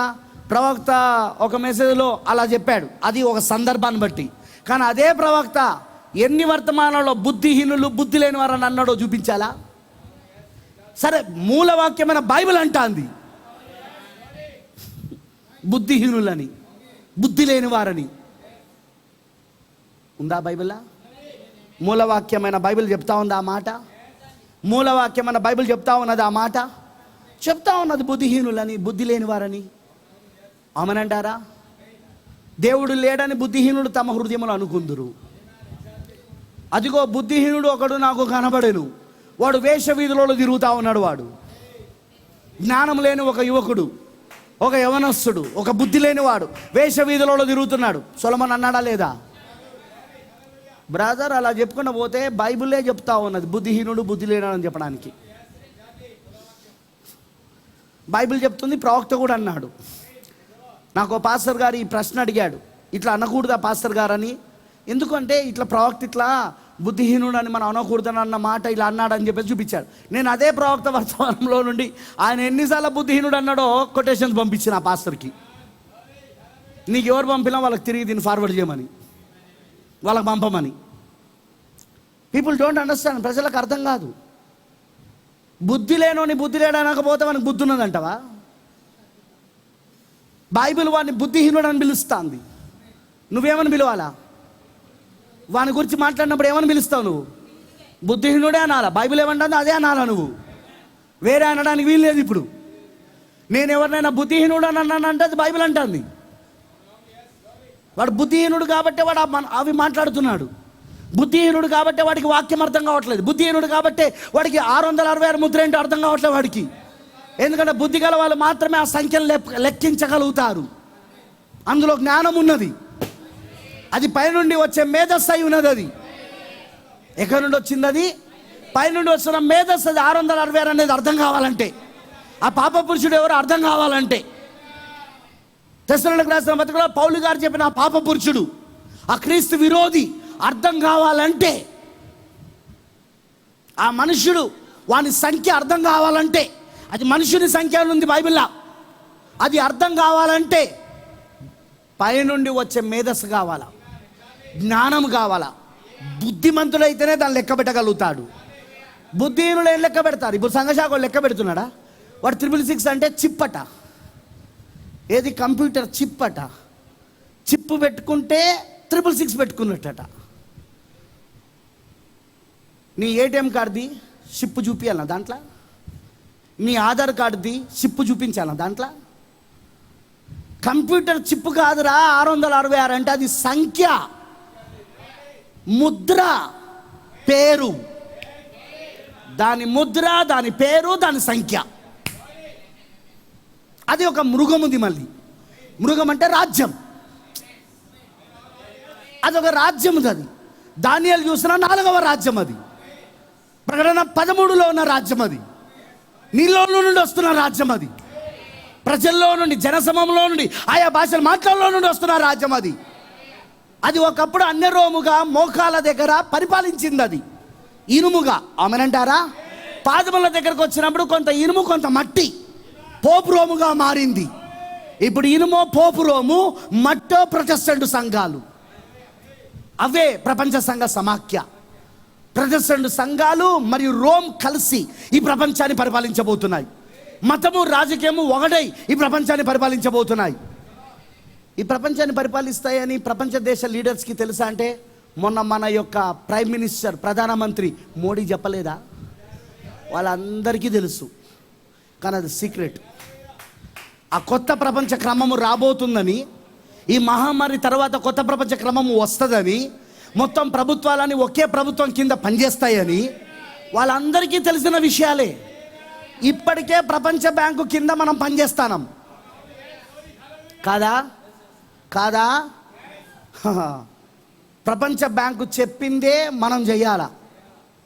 ఇంతమందికే ఎంప్లాయ్మెంట్ ఉండాలంటే ఇంతమందికే ఎంప్లాయ్మెంట్, ఇంతమందికే మీరు మీరు ఉద్యోగాన్ని కల్పన చేయాలా, ఇంతమందికే మీరు బిజినెస్కి డబ్బులు ఇవ్వాలంటే ఇంతమందికే ఇవ్వాలా. లేకపోతే వాళ్ళు అప్పు ఇవ్వరు. అప్పు లేకపోతే మనం నడవం, దివాలా తీస్తాం రాత్రికే. కేంద్ర ప్రభుత్వం చేసిన అప్పులు ఇప్పుడు ప్రపంచం, ఇప్పుడు మన ఇండియాలో ఉన్న 140 కోట్ల మంది పైన ఒక్కొక్కరి మీద 70,000 అప్పు ఉంది. ఉందా? కేంద్ర ప్రభుత్వము చేసిన అప్పు, రాష్ట్ర ప్రభుత్వం కాదు, కేంద్ర ప్రభుత్వం చేసిన అప్పు 140 కోట్ల మంది పైన, ఒక్కొక్కడి పైన 70,000 అంటే 70 వంతులు చేశాడు. రాష్ట్రాలు 60,000, మళ్ళీ సపరేట్ అది రాష్ట్రాలు. మన తెలంగాణ రాష్ట్రం 60,000. మనకు ఎన్ని కోట్ల మంది ఉన్నారు తెలంగాణలో? ఎంతమంది ఉన్నారు? అయ్యో, కరెంట్ అఫైర్స్ చెప్పండి అయ్యా. 4 నుండి 5 కోట్ల. ఈ 4 నుండి 5 కోట్ల మందిలో ప్రతి ఒక్కడి పైన 60,000 అప్పు ఉంది. ఏది? కేంద్రంది కాకుండా. రాష్ట్రానికి వేరు ఉంటుంది, అలగలగ్ వేరు. ఇప్పుడు మన రాష్ట్రం అప్పది, తమిళనాడు రాష్ట్రం ఉన్నానుకో, వాళ్ళ ప్రజలకు ఆ తమిళనాడు రాష్ట్రం యొక్క అప్పు వేరు. కేంద్ర ప్రభుత్వం అప్పు మాత్రం అందరికి ఒకటే. అప్పులు లేకుండా మనం చేయలేం. ప్రపంచ బ్యాంకు ఒక అప్పులు లేకుండా మనం చేయలేం. ప్రపంచ బ్యాంకుకు వెనకాల ఉండి నడిపిస్తున్నది ఎవరు? పోపు. వాల్ స్ట్రీట్ ఎవరి చేతిలో ఉంది? వాల్ స్ట్రీట్ అంటే తెలుసా మీకు?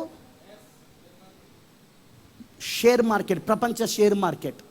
షేర్ మార్కెట్ పైననే కదా ఆధారపడింది అంతా వాణిజ్యం. ప్రపంచ వాణిజ్యం అంటే దేనిపైన ఆధారపడిందండి?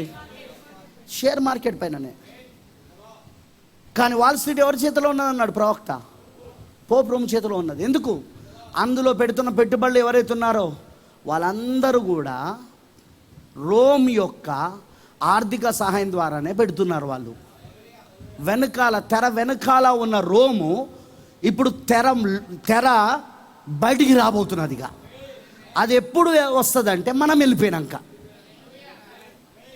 అప్పుడు అందరూ దానిని ఆరాధించాల్సిందే, అందరూ దానిని ఒప్పుకోవాల్సిందే, ఇక అందరూ దానికి లోబడాల్సిందే. ఇక అర్థమవుతుందా? ఎందుకంటే అందరినీ అది బలవంతం చేస్తుంది. అది ఒకవేళ నువ్వు ఒప్పుకోలేదనుకో, క్రయ విక్రయాలు లేవు, అమ్మడాలు కొనడాలు. అసలు మెయిన్ మన జీవితమే అమ్మడం కొనడంగా. పొద్దున్న లేసుడుతోడే కొనడం మొదలు పెడతాం. నువ్వు కొనకుండా బతకగలవా? కూరగాయలు కొనకుండా బతకగలవా? రేషన్ కొనకుండా బతకగలవా? వినపడతలేదు. రేషన్ కొనకుండా బతకగలవా? నువ్వు ఏదైనా సరే కొనాల్సిందే. వినపడతలా? సో ఇప్పుడు అమ్మడాలు కొనడాలు, క్రయ విక్రయాలు, అందులో చేరకుండా ఉంటే క్రయ విక్రయాలు కట్. అంటే నీ సిమ్ కార్డు మొత్తం బ్లాక్, నీ ఆధార్ కార్డు బ్లాక్, ఎక్కడ కూడా పనిచేయదు. ఎందుకంటే డిజిటల్ కరెన్సీ వచ్చేస్తుంది. ఇప్పుడు ఆల్రెడీ వచ్చేసింది, చాలా వరకు డిజిటల్ కరెన్సీలోనే నడుస్తున్నది. ఇప్పుడున్న ఈ ఆర్థిక మాంద్యమని ఎదుర్కోవాలంటే ప్రభుత్వం ఆలోచించేది ఏంటంటే కరెన్సీని పూర్తిగా తీసివేసి డిజిటల్ కరెన్సీ తీసుకురావాలి. అందుకే నీకు డిజిటల్ కరెన్సీలో నీవు ఫ్రీగా చేస్తున్నావు. ఫర్ ఎగ్జాంపుల్ చెప్తున్నా, నీవు గూగుల్ పే ద్వారా కానీ ఫోన్పే ద్వారా కానీ రోజుకు ₹1,00,000 నువ్వు ఎవరికైనా పంపచ్చు, ఎవరికైనా రోజుకు ₹1,00,000. కానీ అదే నువ్వు బ్యాంకుకు వెళ్ళి ఫిజికల్ క్యాష్ని తీసుకుపోయి నువ్వు రోజు ₹1,00,000 నేను పంపుతానంటే వాడు దానికి ఛార్జీలు వేస్తాడు. మీకు అర్థమైందా? అంటే దేన్ని ప్రోత్సహిస్తున్నారు ఇప్పుడు వీళ్ళు? ఫిజికల్ క్యాష్ని, అంటే ఈ నోట్లను తీసుకెళ్ళి బ్యాంక్లో కడితేనో మనకు డబ్బులు పడుతున్నాయి, ఛార్జీలు వేస్తున్నారు ₹1,00,000కింత అని.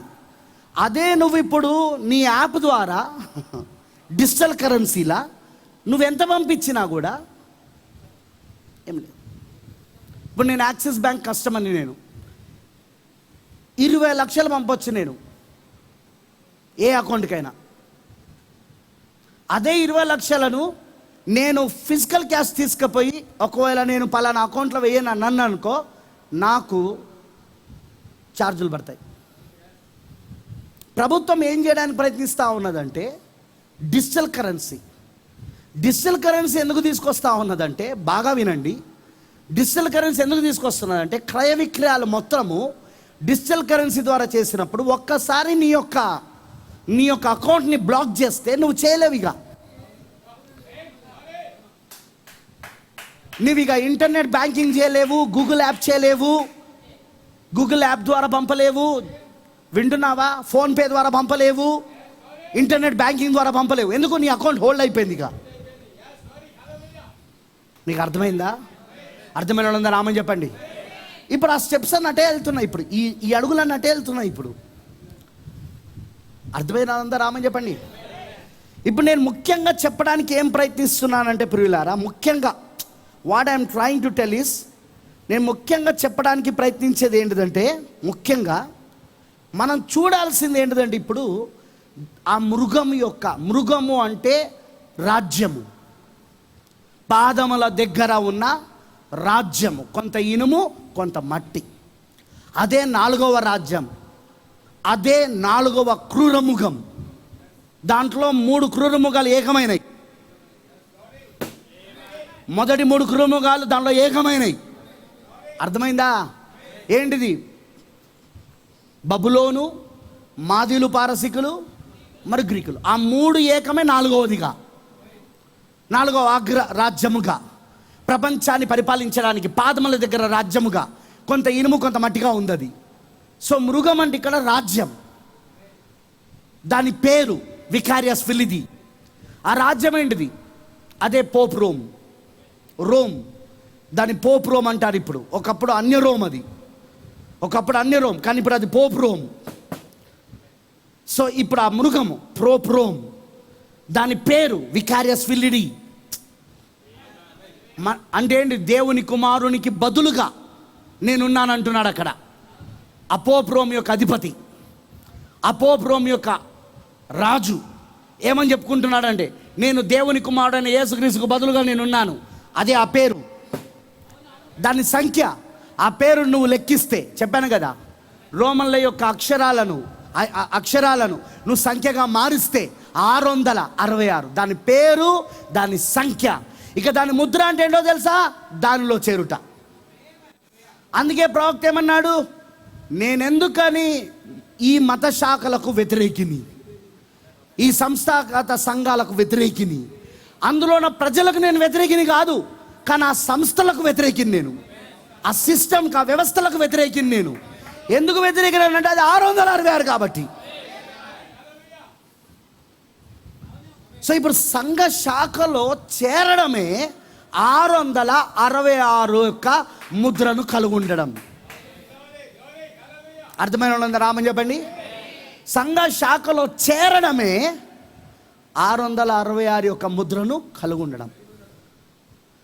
ఇప్పుడున్న సంస్థాగత సంఘాలు, సంఘ శాఖలు ఏవైతే ఉన్నాయో అవన్నీ కూడా వాక్యానికి విరోధమైనవి. దే ఆర్ యాంటీవర్డ్, వాక్య విరోధులు వాళ్ళు. క్రీస్తు ఏమై ఉన్నాడు? వాక్యమై ఉన్నాడు. ఆదియందు వాక్యం ఉండను, వాక్యము దేవుని వద్దను, వాక్యమే దేవుడైన. ఆ వాక్యమే శరీరధారి అయి కృపా సత్య సంపూర్ణంగా మన మధ్యలో నివసించెను. యోహాను సువార్త 1:14 సో వాక్యమే శరీరం అవడమే క్రీస్తు అయి ఉన్నాడు. సో క్రీస్తు ఎవరు? వాక్యమై ఉన్నాడు. ఇప్పుడు క్రీస్తు విరోధి అంటే ఎవరు? వాక్య విరోధి. క్రీస్తు విరోధి అంటే ఎవరండి? వాక్య విరోధియే క్రీస్తు విరోధి. క్రీస్తు విరోధియే ఆ 666 ముద్ర. ఇప్పుడు పోప్ రోమ్ ఏమని చెప్పుకుంటుందంటే క్రీస్తుకు నేను బదులుగా ఉన్నాను అని చెప్తున్నారంటే అది క్రీస్తు విరోధి, రైట్? దాంట్లో చేరిన వాళ్ళందరూ ఇప్పుడు క్రీస్తు విరోధులు, క్రీస్తు విరోధితో చేరారు వాళ్ళు. సో ఇప్పుడు ఈ ప్రతిమ ప్రపంచ సంఘముల సమాఖ్య, దానికి శిరస్సు ఎవరంటే పోపు రోమ్. కాబట్టి ఇప్పుడు అది పోపు రోముతో ఏకమైంది. కాబట్టి ఇప్పుడు ఈ ప్రతిమ ఏదైతే ఉందో ప్రపంచ సంఘముల సమాఖ్య, ప్రొటెస్టెంట్ సంఘాలు, బ్యాప్టిస్టు, మెథడిస్టు, పెంతెకోస్తు ఏ సంఘాలు అయితే ఉన్నాయో అవన్నీ కూడా ఇప్పుడు ఏమై ఉన్నాయంటే 666 ఒక ముద్రలో ఉన్నాయి ఇప్పుడు అవి. అందుకేనా మనం దాన్ని విడిచి బయటకు వచ్చింది? ప్రకటన 18:4 ఆ మహాబబులోని విడిచిపెట్టి బయటికి రమ్మన్నాడా? నా ప్రజల్లారా, దాని పాపములలో మీరు పాలుభాగస్తులు కాకుండానట్లును, దానిలోని తెగులు ఏవి మీకు ప్రాప్తించకుండానట్లును దానిని విడిచి బయటికి రమ్మన్నాడా? అందుకేనా మనం ఈరోజు బయటకు వచ్చింది సంస్థల నుండి. ప్రకటన 17 మహావేశ్య, అదే పోపు రోమై ఉన్నది. సంఘం ఎప్పుడు స్త్రీతో పోల్చబడుతుంది. సంఘము స్త్రీ, వింటున్నారా? శిరస్సు పురుషుడు క్రీస్తు అయి ఉన్నాడు. ఆమెనంటారా? సో ఇక్కడ మహావేశ్య అంటే ఇది సంఘం, ఇది అదే పోప్ రోమై ఉన్నది, రోమన్ క్యాథలిక్ సంఘము. దానికి కుమార్తెలు ఉన్నారా? ప్రకటన 17లో దాని కుమార్తెలు ఉన్నారా? కుమార్తెలు అంటే ఎవరు? దానిలో నుండి బయటకు వచ్చిన వాళ్ళు, అవే ప్రొటెస్టెంట్ సంఘాలు. ఇప్పుడు అవి వేశ్యలై ఉన్నవి. వాటికి తల్లి మహావేశ్య అయి ఉన్నది. అదే తల్లి అయిన బబులోన్ అయి ఉన్నది. శిరస్సు దగ్గర బబులోన్ అయితే పాదముల దగ్గర మహాబబులోను. ఆమెనంటారా? శిరస్సు దగ్గర బబులోన్ అయితే పాదముల దగ్గర మహాబబులోను. ఆమేన్. గమనించాల్సిన విషయం ఇవన్నీ. అర్థమవుతుందా? 666 అంటే వ్యాక్సిన్ కాదు. 666 అంటే చిప్పులు కాదు. 666 ఎప్పుడు మొదలైందో తెలుసా? 7వ సంఘకాలము ఎప్పుడైతే మొదలైందో అప్పుడే మొదలైంది. అర్థమైందా? అర్థమైన వాళ్ళందరూ రామని చెప్పండి. 666 ఇప్పటిది కాదు, ఇది అది ఆల్రెడీ ఆ ముద్ర మొదలైంది. సాయంత్రం చెప్తా. ఒకవైపు దేవుని ముద్ర, ఇంకోవైపు మృగం యొక్క ముద్ర. 2 ముద్రలు. ఒకవైపు దేవుని గుర్తు ఆనవాలు, ఇంకోవైపు మృగం యొక్క గుర్తు. 2 నడుస్తున్నాయి. అర్థమైందా? ఇప్పుడు మృగము అంటే రాజ్యము, అదే పోప్ రోమ్. సంఖ్య అనగా వికారియస్ ఫిలిడి, దేవుని కుమారునికి బదులుగా ఉన్నానని చెప్పుకుంటున్నవాడు. అది మనుషుని సంఖ్యనే, వాడు మనుషుడే, వాడే పాప పురుషుడు. తెస్సలోనికీయులకు రాసిన పత్రికలో పాప పురుషుడు అని ఉంది బైబిల్లో. క్రీస్తు విరోధి, పాప పురుషుడు. పౌలు గారు వాడిని పాప పురుషుడు అన్నాడు. వింటున్నారా? అర్థమైన వాళ్ళందరూ రామ చెప్పండి. సంఖ్య వికారియస్ ఫిలిటీ, దాని లెక్క 666. అదే దాని సంఖ్యను కూడితే వచ్చేది. అర్థమైన వాళ్ళందరూ రామ చెప్పండి. దాని ముద్ర, ఆ మృగం యొక్క ముద్ర, దాని పేరు, దాని సంఖ్య, ఈ 3 మనకు బయలుపరచబడ్డది. అందుకే మనం ఇప్పుడు మోసపరచబడం. ఈ 3 సంస్థలకు తెలియదు. వాళ్ళనికి చిప్పులు అనుడుతోటే చిప్పు వచ్చేస్తుందట, మనం చిప్పులు వేసు. ఒక కంపెనీ వాళ్ళు ఆల్రెడీ మొదలుపెట్టారు, నా దగ్గర వీడియో ఉంది. ఆల్రెడీ ఒక కంపెనీ వాళ్ళు ఇప్పటికే థంబ్ ఇంప్రెషన్ మొదలైందా, బయోమెట్రిక్ తెలియదా? తెలుసు కదా అండి, థంబ్ ఇంప్రెషన్ ఏది బయోమెట్రిక్ అంటారు, అవునా? అలా తర్వాత కార్డు, జోబులో కార్డు చూపిస్తే స్కానింగ్ అయ్యి నీకు తలుపులు తెరుచుకుంటాయి. తెలుసు కదా అండి, ఆ టెక్నాలజీ తెలుసు కదా మీకు, అవునా? నెక్స్ట్ కళ్ళ స్కానింగ్ ద్వారా ఏదైనా సీక్రెట్ హాల్ ఉన్నదనుకో, ఏదైనా సీక్రెట్ ఉందనుకో, అందులోకి ఎవరు వాళ్ళు వెళ్ళకుండా వాళ్ళు కళ్ళ యొక్క స్కానింగ్ ద్వారా మాత్రమే అథరైజ్డ్ పర్సన్స్, అంటే అధికారంలో ఉన్న వ్యక్తులు మాత్రమే వెళ్ళినట్లు వాళ్ళు ఫీడ్ చేస్తారు, అవునా? ఎందుకంటే అందరి కళ్ళు ఒకలాగా ఉండవు, లోపల గుడ్లు ఒకలాగా ఉండవు. తెలుసుగా మీ అందరికీ. ఎన్ని కోట్ల మంది అయినా ఉండండి, ఇప్పుడు 700 800 బిలియన్ల మంది ఉన్నారు ప్రపంచంలో.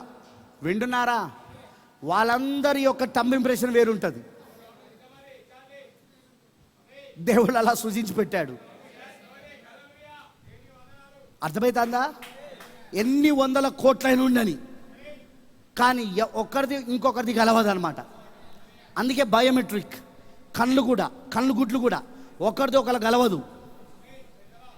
చేతి వేళ్ళు ఇక్కడ ఉంటాయి కదా, ఈ గీతలు ఒకరిది ఒకరు కలవదు. ఇప్పుడు నెక్స్ట్ చిప్ వచ్చింది. ఇవన్నీ అవే. నువ్వు చేతి వేలు ఆధార్ కార్డు కోసం పెట్టినావుగా, అది చిప్ కాదా? ఆధార్ కార్డులో చిప్పులో రాలేదా? ఇప్పుడు ఈయన భర్తలా నువ్వు కళ్ళు పెట్టినావుగా, ఆ కళ్ళల్లో పెట్టినావు ఆధార్ కార్డుకి, పెట్టలేదా? పెట్టినావు కాదు, తీసుకుందిగా స్కానింగ్, పెట్టినావా తంబు?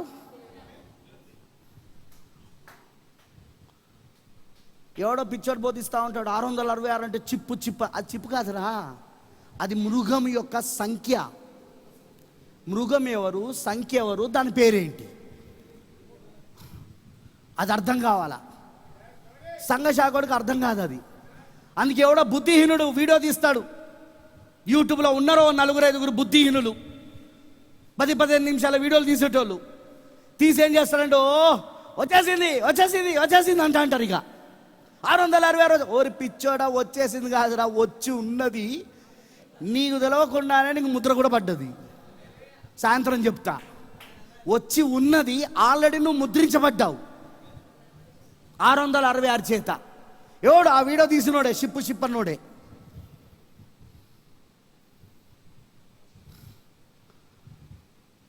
$666 అంటే అది చిప్ కాదు, కంప్యూటర్ చిప్పులు కావు, వ్యాక్సిన్లు కావు, రోబోట్లు కావు, DNA రోబోట్లు కావు. 666 అంటే అవి కావు.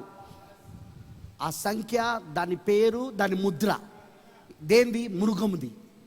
ఏంది ఆ మృగము? భూమిలో నుండి వచ్చినది కాదు, నీళ్ళలో నుండి వచ్చినది.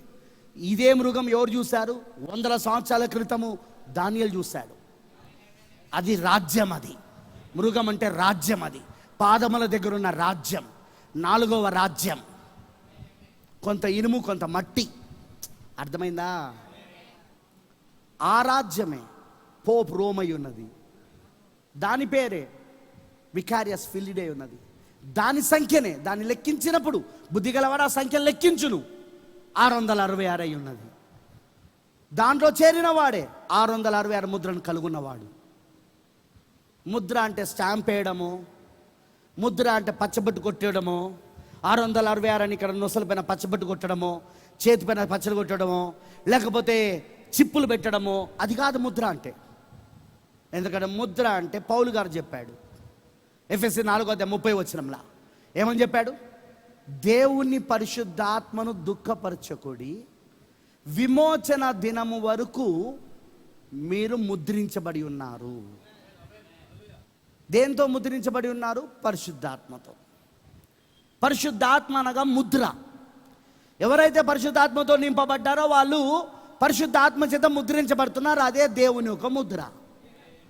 ఇప్పుడు ఇక్కడ దేవుని యొక్క ముద్ర పరిశుద్ధాత్మతో నింపబడుటైతే, క్రీస్తు విరోధి యొక్క ముద్ర, మృగం యొక్క ముద్ర ఏంటిది? పరిశుద్ధాత్మకు వ్యతిరేకంగా ఉన్న ఆత్మ చేత నింపబడుటయే క్రీస్తు విరోధి ముద్ర. అర్థమైన వాళ్ళందరూ ఆమె చెప్పండి. మృగం యొక్క ముద్ర, క్రీస్తు విరోధి ముద్ర ఏంటో కాదు, పరిశుద్ధాత్మకు వ్యతిరేకంగా, వాక్యానికి వ్యతిరేకంగా. ఎందుకంటే పరిశుద్ధాత్మనే వాక్యం, వాక్యమే పరిశుద్ధాత్మ. దేవుడు ఆత్మయ్య ఉన్నాడు. యోహాను సువార్త 4:24 దేవుడు ఆత్మయ్య ఉన్నాడు. అలానే దేవుడు వాక్యమై ఉన్నాడు. యోహాను సువార్త 1:1 ఆదియందు వాక్యం ఉండెను, వాక్యము దేవుని, వాక్యమే. సో దేవుడు వాక్యమై ఉన్నాడు, దేవుడు ఆత్మయ్య ఉన్నాడు. అంటే ఇప్పుడు వాక్యమన్నా ఆత్మన్నా ఒకటే. దేవుడే వాక్యం, దేవుడే ఆత్మ. సో ఇప్పుడు వాక్యానికి విరోధమే క్రీస్తు విరోధి, మృగము. వింటున్నారా? ఆ వాక్యానికి విరోధమైన దానిని నువ్వు అంగీకరించడమే క్రీస్తు విరోధి ముద్రను వేసుకోవడం. ప్రైజ్ ది లార్డ్, హల్లెలూయా. క్రీస్తు విరోధి ముద్ర వేసుకోవడం. సంఘ శాఖలన్నీ క్రీస్తు విరోధాన్ని ఎందుకు అంటున్నామంటే అందుకే. దానిలో ఉన్న వాళ్ళందరూ క్రీస్తు విరోధ ముద్రను ఎందుకంటే అందుకే. ఎందుకంటే వాళ్ళు వాక్య విరోధమైన అన్ని బోధిస్తున్నారు. ఈ మధ్యలో స్త్రీలు చాలా ఫేమస్ అవుతున్నారండి మహమ్మారి కాలంలో. ఎందుకంటే ఇంట్లో ఏ పని ఉంటలేదు. ఇక యూట్యూబ్లో ఇక వాళ్ళు తెగ వీడియోలు ఇచ్చేయడం మొదలుపెట్టారు. పాస్టర్ల భార్యలు తెగ వీడియోలు ఇచ్చేస్తున్నారు. ఏం జరుగుతున్నది? క్రీస్తు విరోధి. బ్రదర్, స్త్రీలు బోధించకూడదని బైబిల్లో ఉంది కదా అని మనం అడిగితే అది మనకు కాదు, అది అప్పటి కాలములకు మనకు కాదు అది. మరి బైబిల్ ఎవరి కోసం రాయబడ్డదో మనకు కాదన్నప్పుడు నువ్వు రాస్తావా చెప్పు. మరి కొత్తగా రాయి నువ్వు మన కాలానికి. బైబిల్ అంటుంది ఆయన నిన్న నేడు నిరంతరం ఒకటే రీతిగా ఉన్నాడు. ఈ బైబిల్ ఆయన యేసుక్రీస్తు, వాక్యం యేసుక్రీస్తు అయి ఉన్నాడు. వాక్యం నిన్న నేడు నిరంతరం ఒకటే రీతిగా ఉన్నది. అది వాళ్ళకు వీళ్ళకు కాదు, మన అందరికీ. అది ఏ కాలానికైనా వాక్యం చెందుతుంది అక్కడ. ఇప్పుడు చూడండి, వాక్య విరోధియే క్రీస్తు విరోధి, క్రీస్తు విరోధియే మృగము. ఆ మృగం ముద్రను వేయించుకోవడం అంటే ఆ క్రీస్తు విరోధిని అంగీకరించడం, వాక్య విరోధాన్ని అంగీకరించడం. ఇప్పుడు సంఘ శాఖలు ఏంటి? వాక్య విరోధమైనవి. దాన్ని నువ్వు అంగీకరిస్తున్నావు, ఏమవుతున్నావు? ఇప్పుడు క్రీస్తు విరోధాన్ని అంగీకరిస్తాను, క్రీస్తు విరోధ ఆత్మచేత ముద్రించబడుతున్నావు. నువ్వు ఇప్పుడు వాక్యాన్ని అంగీకరిస్తే వాక్యం యొక్క ఆత్మచేత ముద్రించబడతావు. వాక్య విరోధమైన దాన్ని అంగీకరిస్తే వాక్య విరోధమైన ఆత్మచేత ముద్రించబడతావు. అర్థమైన ఆమె చెప్పండి. దట్స్ వై ఆ కారణాన్ని బట్టే ఈ రోజున ఈ సంస్థలన్నీ, ఈ సంఘ శాఖలన్నీ ఆల్రెడీ 666 ముద్రను వేయించుకొని ఉన్నాయి. మృగం యొక్క ముద్రలో ఉన్నాయి. అవి ప్రతిమగా తయారై ఉన్నవి ఇప్పుడు. అవి వింటున్నారా?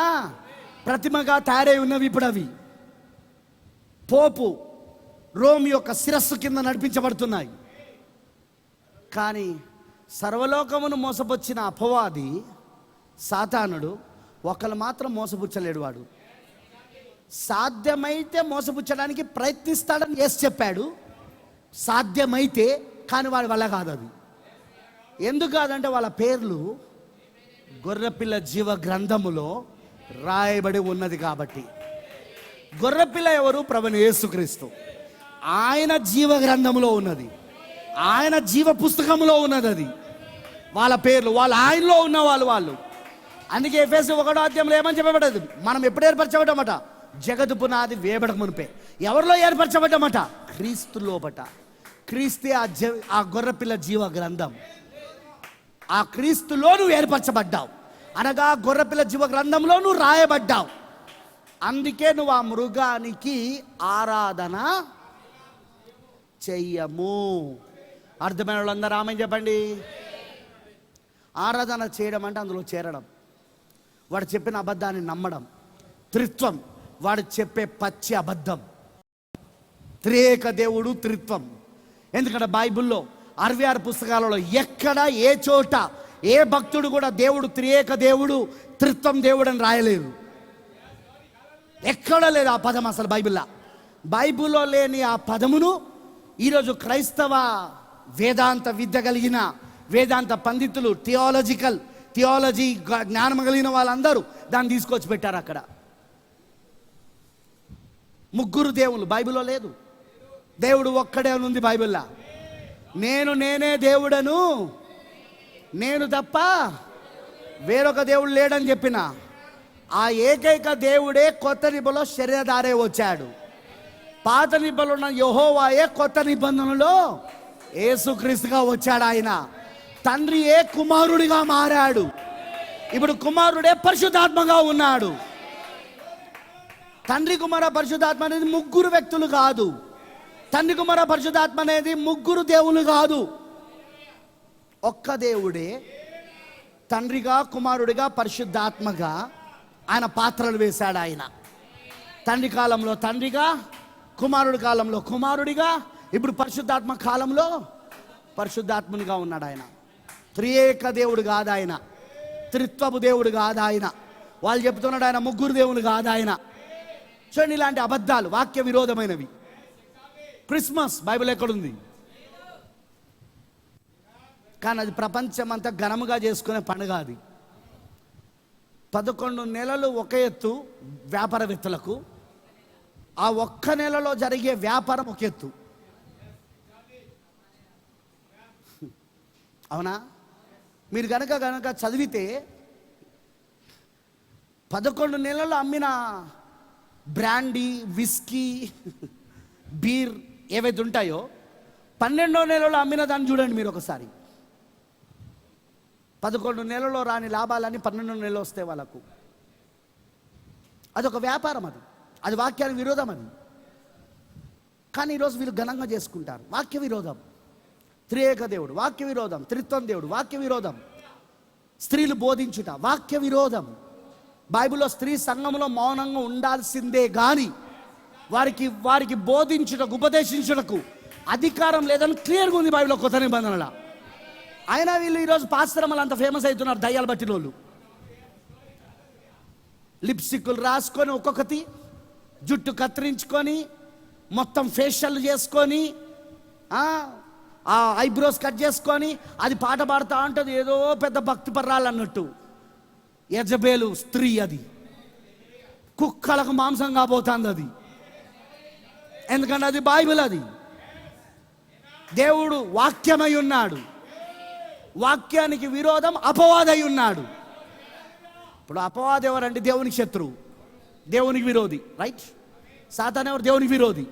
ఇప్పుడు దేవుడు అవును అంటే వాడేమంటాడు? కాదు అంటాడు. దేవుడు నువ్వు చస్తావంటే వాడేమంటాడు? అదేగా అవ దగ్గరకు వచ్చి చెప్పింది. అంటే ఆయన చెప్పిన దానికి ఆపోజిట్ అనమాట, వ్యతిరేకం. సో వాక్య వ్యతిరేకమే అపవాది, వాడే క్రీస్తు విరోధి. ఇప్పుడు వీళ్ళందరూ చేసేది క్రీస్తు విరోధి కాదా? చెప్పండి, నాకు వినబడతలే. నాకు ప్రభు రాత్రి భోజనం అది వీళ్ళు ఎప్పుడు ఇస్తారు? వినబడతలే. ప్రభు రాత్రి భోజనాన్ని పగలిస్తారు వీళ్ళు. బైబిల్లో ఎక్కడ కూడా పగలియలే, రాత్రే ఇచ్చారు, సాయంత్రాలే ఇచ్చారు. ఆమెనంటారా? ప్రభు రాత్రి భోజనం అది. ఇక బాప్తిస్మం దగ్గరకు వస్తే ఎక్కడైనా ఏ చోటైనా ఎవరైనా తండ్రి యొక్కయు కుమారుని యొక్కయు పరిశుద్ధాత్మ యొక్క నామములో బాప్తిస్మం ఇచ్చారా? ఎక్కడైనా ఉందా బైబిల్లా? లేదు. ఎందుకంటే తండ్రి అంటే, కుమారుడు అంటే, పరిశుద్ధాత్మ అంటే పేరు కాదు, అవి బిరుదులు మాత్రమే. తండ్రి అనేది అందరికి ఉండే బిరుదు, అది పేరు అనేది మనిషికి ఉండే పేరు. అది ఇప్పుడు తండ్రి యొక్కయు కుమారుని యొక్కయు పరిశుద్ధాత్మ యొక్కయు నామములో బాప్తిస్మం ఇవ్వమన్నాడు ఆయన. అంటే ఆ తండ్రికి, కుమారుడికి, పరిశుద్ధాత్మకు ఏ నామం ఉందో ఆ నామం, నామాలు కూడా కాదు, నామము అన్నాడు ఆయన అక్కడ. ఏకవచనం, అవునా? ఆ వచనము, ఆ ఏకవచనం, ఆ నామమే ప్రభువు అయిన యేసుక్రీస్తు నామం. అందుకే మత్తయి సువార్త 28:19 యేసు ఆహారమే వెళ్ళిపోయేటప్పుడు తన శిష్యులకు, 10 మంది శిష్యులకు, తన 11 మంది శిష్యులకు ఏమని చెప్పి వెళ్ళాడంటే, తండ్రి యొక్క, కుమారుని యొక్క, పరిశుద్ధాత్మ నామంలో బాప్తిసం అని చెప్పాడు.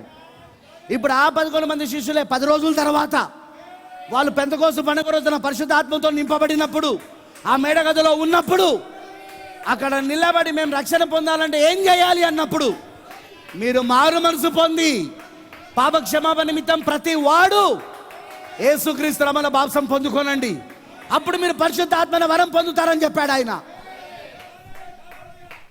10 రోజులకే మర్చిపోయారా? యేసు చెప్పిన మాట మర్చిపోలే. యేసు చెప్పిన మాట వాళ్ళకి అర్థమైంది. ఈ సంఘశాఖుడికి అర్థం కావట్లే, ఈ సంస్థలో ఉన్న బోధకులకు అర్థం కావట్లే, ఆ టీవీ ప్రసంగికులకు అర్థం కావట్లే, ఆ యూట్యూబ్ ప్రసంగికులకు అర్థం కావట్లే, ఆ అబద్ధికులకు ఎవరికి అర్థం కావట్లే. తండ్రి, కుమార, పరిశుద్ధాత్మ నామంలో బాప్తిజమం ఏమని యేసు చెప్పాడు, అదే బాప్తిజమం అపోస్తులు ఇచ్చారు. ఆయన చెప్పింది నెరవేరు చేసిందే వాళ్ళు. ఆయన చెప్పింది కరెక్టే, వాళ్ళు చేసింది కరెక్టే. ఆయన చెప్పింది ఏంటి? తండ్రి యొక్కయు, కుమారుని యొక్కయు, పరిశుద్ధాత్మ యొక్క నామంలో మీరు బాప్తిజమం ఇవ్వండి అని చెప్పాడు. సో తండ్రి యొక్కయు, కుమారుని యొక్కయు, పరిశుద్ధాత్మ యొక్క నామమే యేసుక్రీస్తు నామం. ఆ తండ్రికి, కుమారుడికి, పరిశుద్ధాత్మకున్న నామమే యేసుక్రీస్తు నామం. సో అందుకే వాళ్ళు యేసుక్రీస్తు నామంలో ఇచ్చారు. ఆయన చెప్పింది కరెక్టే, వీళ్ళు చేసింది కరెక్టే. ఆయన చెప్పినట్టే వీళ్ళు చేశారు. కానీ ఇప్పుడు సంఘశాఖలు చేస్తున్నాయా? తండ్రి, కుమార, పరిశుద్ధాత్మ నామంలో యేసు చెప్పాడు, నేను తండ్రి, కుమార, పరిశుద్ధాత్మలో ఇస్తా. ఎట్లా ఇస్తావు? యేసు చెప్పింది అది, నువ్వు చేసేది ఏంటిది?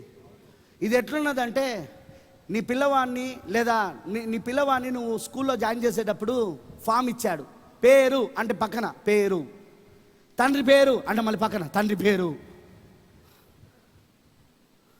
అరే, పేరు అంటే నీ పేరు, తండ్రి పేరు అంటే మీ నాన్న పేరు. పేరు అంటే పేరు, తండ్రి పేరు అంటే తండ్రి పేరు రాయడం కాదు. రాస్తే అడ్మిషన్ దొరకదు.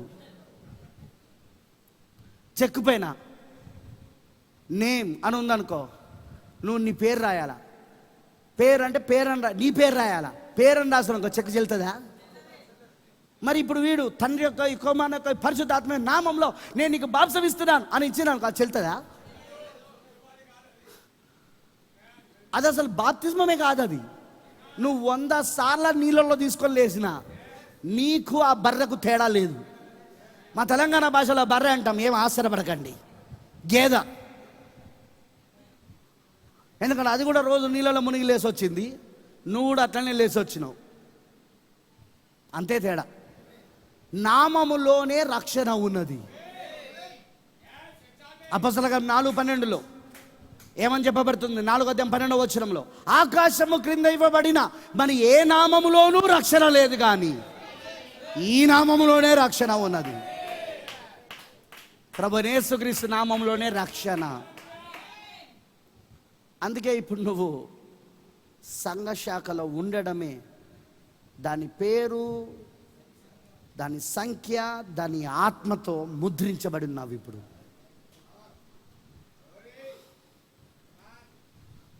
అందుకే మనం దాంట్లో నుండి బయటకు వచ్చింది. అందుకే ఇది మరొక సంఘశాఖ కాదు, ఇది మరొక సంస్థాగత సంఘం కాదు.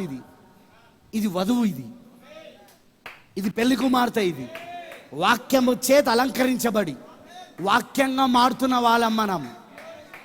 ఎవరు వాళ్ళు వాక్యంగా మారిపోతూ ఉన్నారు. నువ్వు వాక్యాన్ని పొందుకుంటూ ఉన్న కొలది వాక్యంగా మారుతూ ఉంటావు. దీన్ని ఎవరైనా మరొక సంఘశాఖగా చేయడానికి ప్రయత్నిస్తే ఈ వర్తమానంలోకి వచ్చినాక దేవుడు వాడిని ఊరుకోడు. ఎందుకంటే సంఘశాఖల కాలం అయిపోయాకనే, సంస్థలకు స్థాపించే కాలం అయిపోయాకనే దేవుడు ప్రవక్తను పంపాడు. దేవుడు బలిష్ఠుడైన దూతగా దిగొచ్చాడు.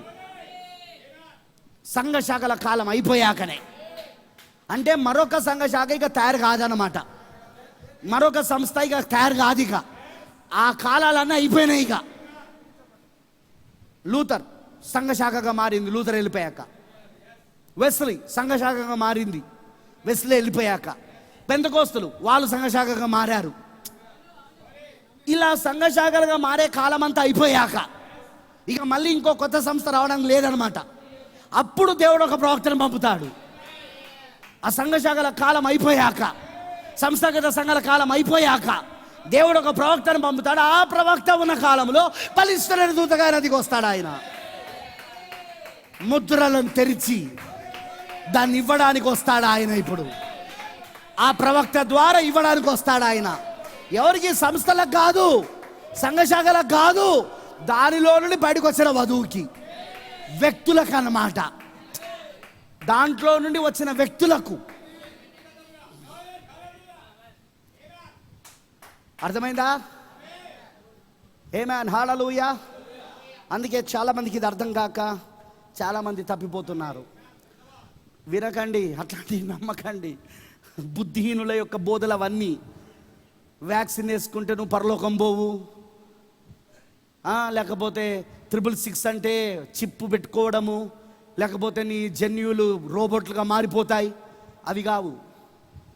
ఆల్రెడీ 666 ముద్ర మొదలయ్యి దాదాపు 1963 నుండి ఇప్పటికి ఎంత? 2020 అంటే ఎంతైనా ఇప్పుడు దాదాపు ఎంత పడారు? లెక్కేసి చూడు. 2021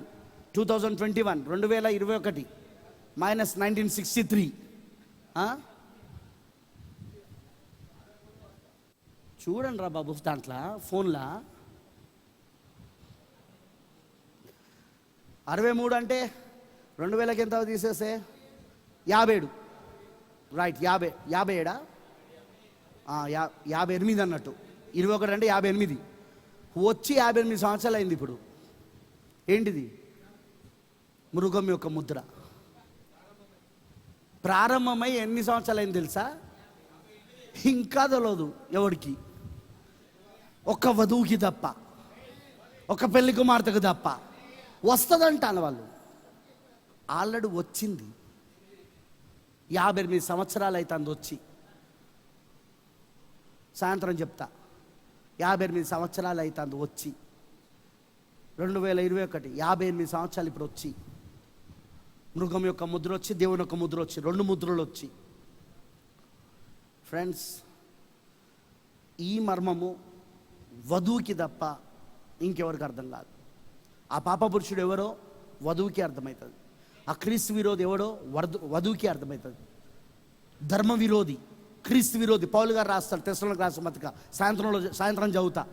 ఆ ధర్మ విరోధి, క్రీస్తు విరోధి వాడు ఇప్పటికే పని చేస్తున్నాడు అన్నాడు. పౌలు గారి కాలంలో నుండే పని చేసుకుంటూ వచ్చాడు వాడు.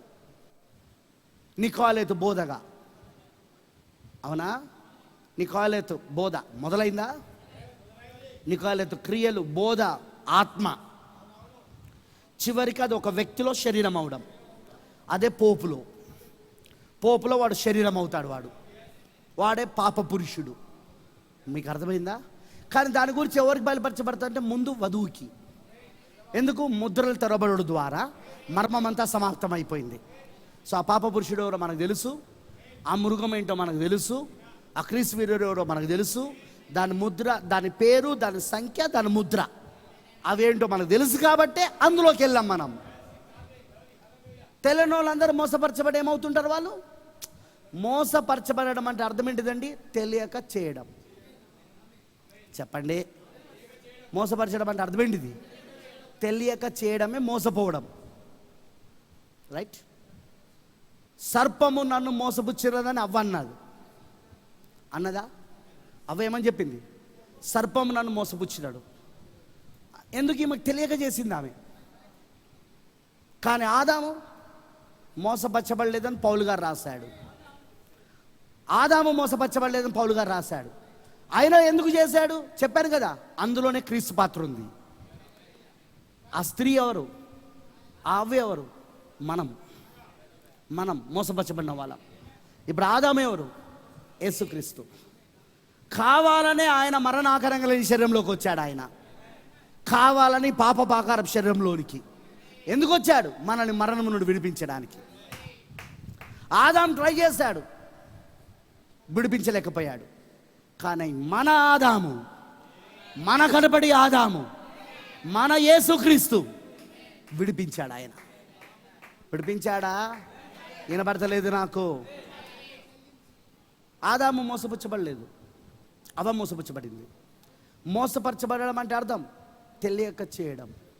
సో ప్రపంచమంతా వాడు మోసం చేయడం అంటే అర్థం ఏంటిది? ఇప్పుడు వీళ్ళందరూ తెలియక చేస్తున్నారు, తెలియక ముద్ర ఎంచుకుంటున్నారు. వాళ్ళకి తెలియదు ఇది మృగం యొక్క ముద్ర అని. ఆ సంస్థనే మృగం యొక్క ముద్ర అని వాళ్ళకి తెలియదు. ఆ సంస్థగత సంఘమే మృగం యొక్క ముద్ర అని వాళ్ళకి తెలియదు. ఆ వ్యవస్థ, అందులో ఉన్న వ్యవస్థ, ఆ వాక్య విరోధమైన బోధ సిద్ధాంతాలు, అవి మృగం యొక్క ముద్ర అని వాళ్ళకి తెలియదు. తెలియక మోసపుచ్చబడుతున్నారు. మనకు తెలుసు కాబట్టి బయటకు వచ్చినాం. మనం తెలుసు కాబట్టి అందులో ఉంటలేం. మనకు తెలుసు కాబట్టి అందులోకి వెళ్తలేం. మనకు తెలుసు కాబట్టే మనం దాన్ని నమ్మట్లేదు. దానిలో చేరతలేం. మనకు తెలుసు కాబట్టే మనం వాక్యం చేత నింపబడతా ఉన్నాం. అర్థమైన వాళ్ళందరూ ఆమె చెప్పండి. You understand? సాయంత్రం మరలా మీటింగ్ ఉంటుంది 7 గంటలకు. సాయంత్రం నేను కంటిన్యూ చేస్తాను.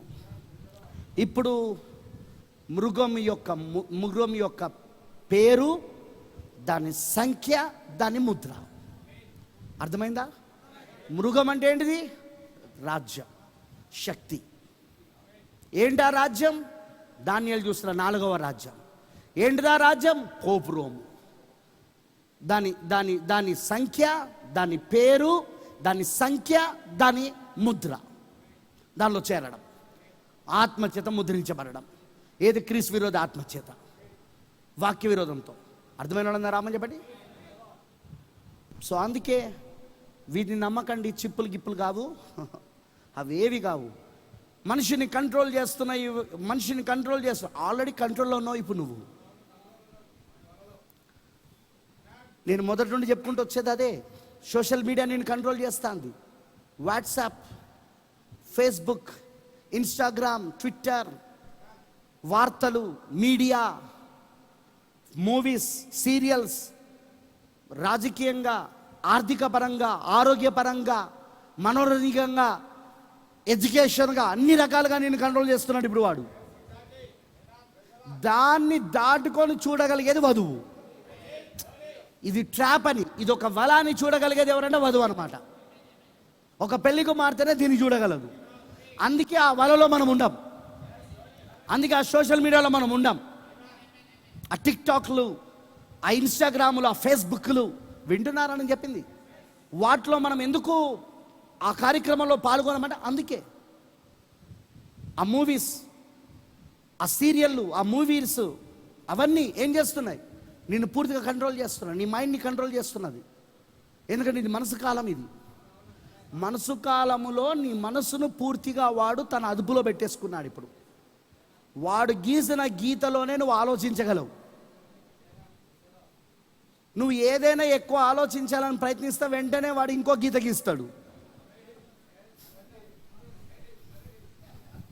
లేదా నిన్ను ఆరోగ్యపరంగా, ఆర్థిక పరంగా, ఉద్యోగపరంగా, సామాజిక పరంగా, మతపరంగా, రాజ్యాంగ పరంగా నిన్ను పూర్తిగా బంధించి పెడతాడు.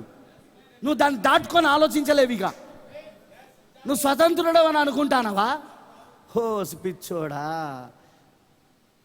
ఓ పేద మానవుడా, నువ్వు స్వతంత్రుడి కాదు, బానిసవు నువ్వు. వాడు గీసిన గీతలో నడుస్తున్న బానిసవు. అర్థమవుతుందా? వాడు ఏదైతే నిన్ను వలలో వేశాడో ఆ వలను దాటుకొని నువ్వు బడికి రాలేవు.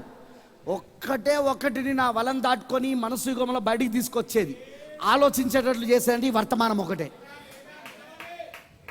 అదొక్కటే నిన్ను చేయగలదు. అదిగా మిగతా ఈ సంస్థల బోధ వాళ్ళంతే. ఇక వాళ్ళకి ఏం కావాలా? దేవుడు ఈ కష్టకాలంలో నీకు వాగ్దానం చేస్తున్నాడు అంటాడు వాడు. వాడికి ఇప్పుడు ఒక మంచి వ్యాపారం అన్నమాట ఈ మహమ్మారి అంటే. వాడికి ఒక మంచి వ్యాపారం ఇప్పుడు అది, డబ్బులు సంపాదించుకోవడానికి.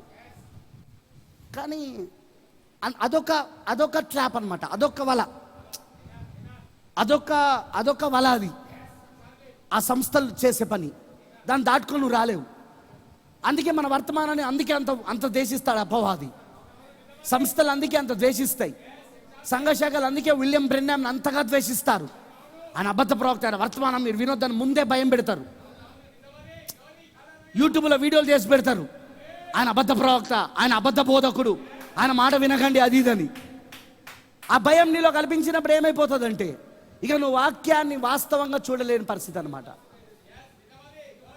ఒకవేళ నువ్వు విన్నా కూడా భయంతో వింటా అంటే నీకు పెడార్థాలే వస్తాయి తప్ప మంచి అర్థాలు రావు నీకు.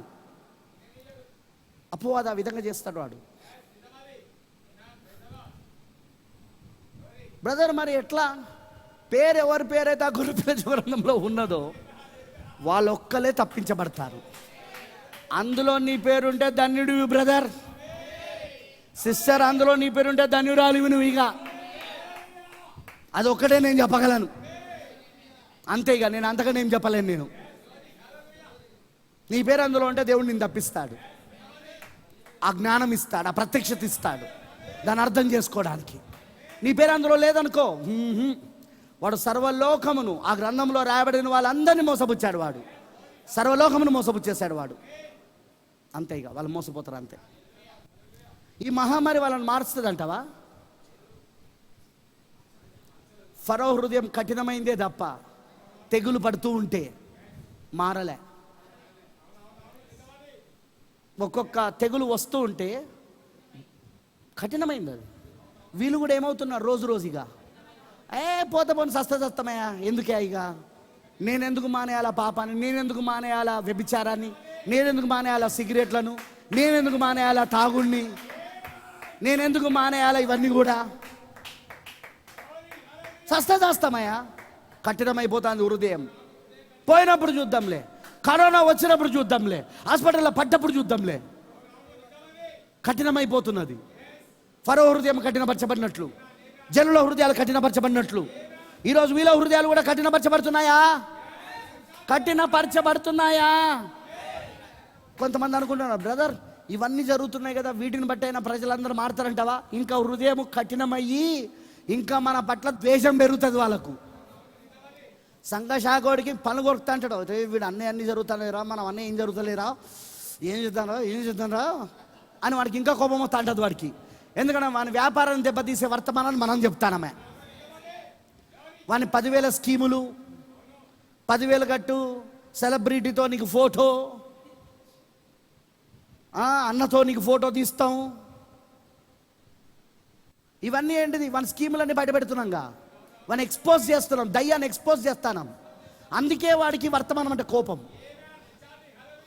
వాడికి కరోనా వచ్చినా వాడు మారడు, అది కూడా మర్చిపోకండి. వాడికి కరోనా వచ్చి మరణ పడకలో ఉన్న వాడు మారడు. ఎందుకంటే మొదటి నిర్గమంలో వాళ్ళు మారలేదు, ఇప్పుడు కూడా మారరు.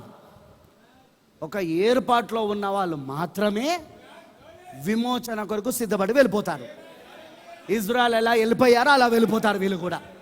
మొదటి నిర్గమంలో ఇజ్రాయెల్ ఎలా వెళ్ళిపోయారో వీళ్ళు కూడా అలానే ఆ దేశానికి వెళ్ళిపోతారు. వాళ్ళు ఆ రాజ్యానికి ఎత్తబడుట, ఆ రాజ్యానికి వెళ్ళిపోతారు వీళ్ళు కూడా. అర్థమైన వాళ్ళు రామని చెప్పండి. That's right. So don't expect ఈ మహమ్మారి వలన ప్రజలు మారుతారని అనుకోకండి. అస్సలు మారరు, ఇంకా కఠినమవుతారు, ఇంకా కఠిన హృదయులుగా మారిపోతారు. మరణం అంటే కూడా భయం ఉండదు ఇక వీళ్ళకు, ఏ రోగాలంటే కూడా భయం ఉండదు. ఇక వచ్చినప్పుడు చూద్దాంలే అంటుంటారు. ఇంకా పాపం అధికమవుతూ ఉంటుంది, ఇంకా అక్రమాలు అధికమవుతూ ఉంటాయి, హత్యలు అధికమవుతూ ఉంటాయి, అక్రమ సంబంధాలు అధికమవుతూ ఉంటాయి, వ్యభిచారం అధికమవుతూ ఉంటుంది. వింటున్నారా? హ్యూమన్ ట్రాఫికింగ్ అధికమవుతూ ఉంటుంది. మనుషులను అక్రమ రవాణా చేయడం, బాలులను అక్రమ రవాణా చేయడం అధికమవుతుంటుంది. డ్రగ్స్ అధికమవుతూ ఉంటుంది. డోంట్ ఎక్స్పెక్ట్, అస్సలు మీరు ఆశించకండి ఏంటిది వీళ్ళు మారిపోతారని. మారరు. ఎందుకంటే నీడలో ఛాయలో చూడండి మారలే, ఇక్కడ కూడా మారరు, నిజ రూపంలో కూడా.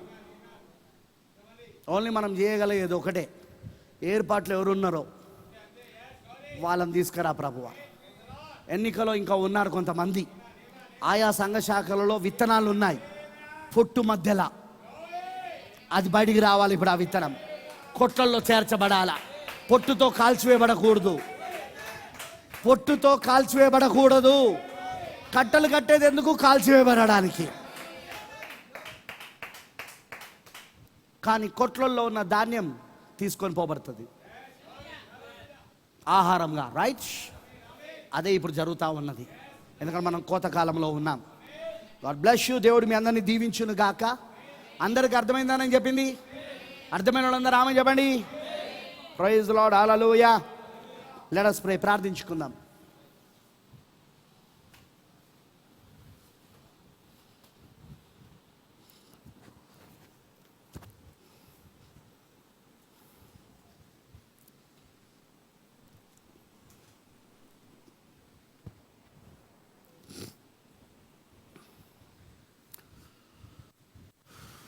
మృగం యొక్క సంఖ్యైనను, దాని పేరైనను, దాని సంఖ్యైనను, దాని ముద్రైనను కలుగున్నావంటే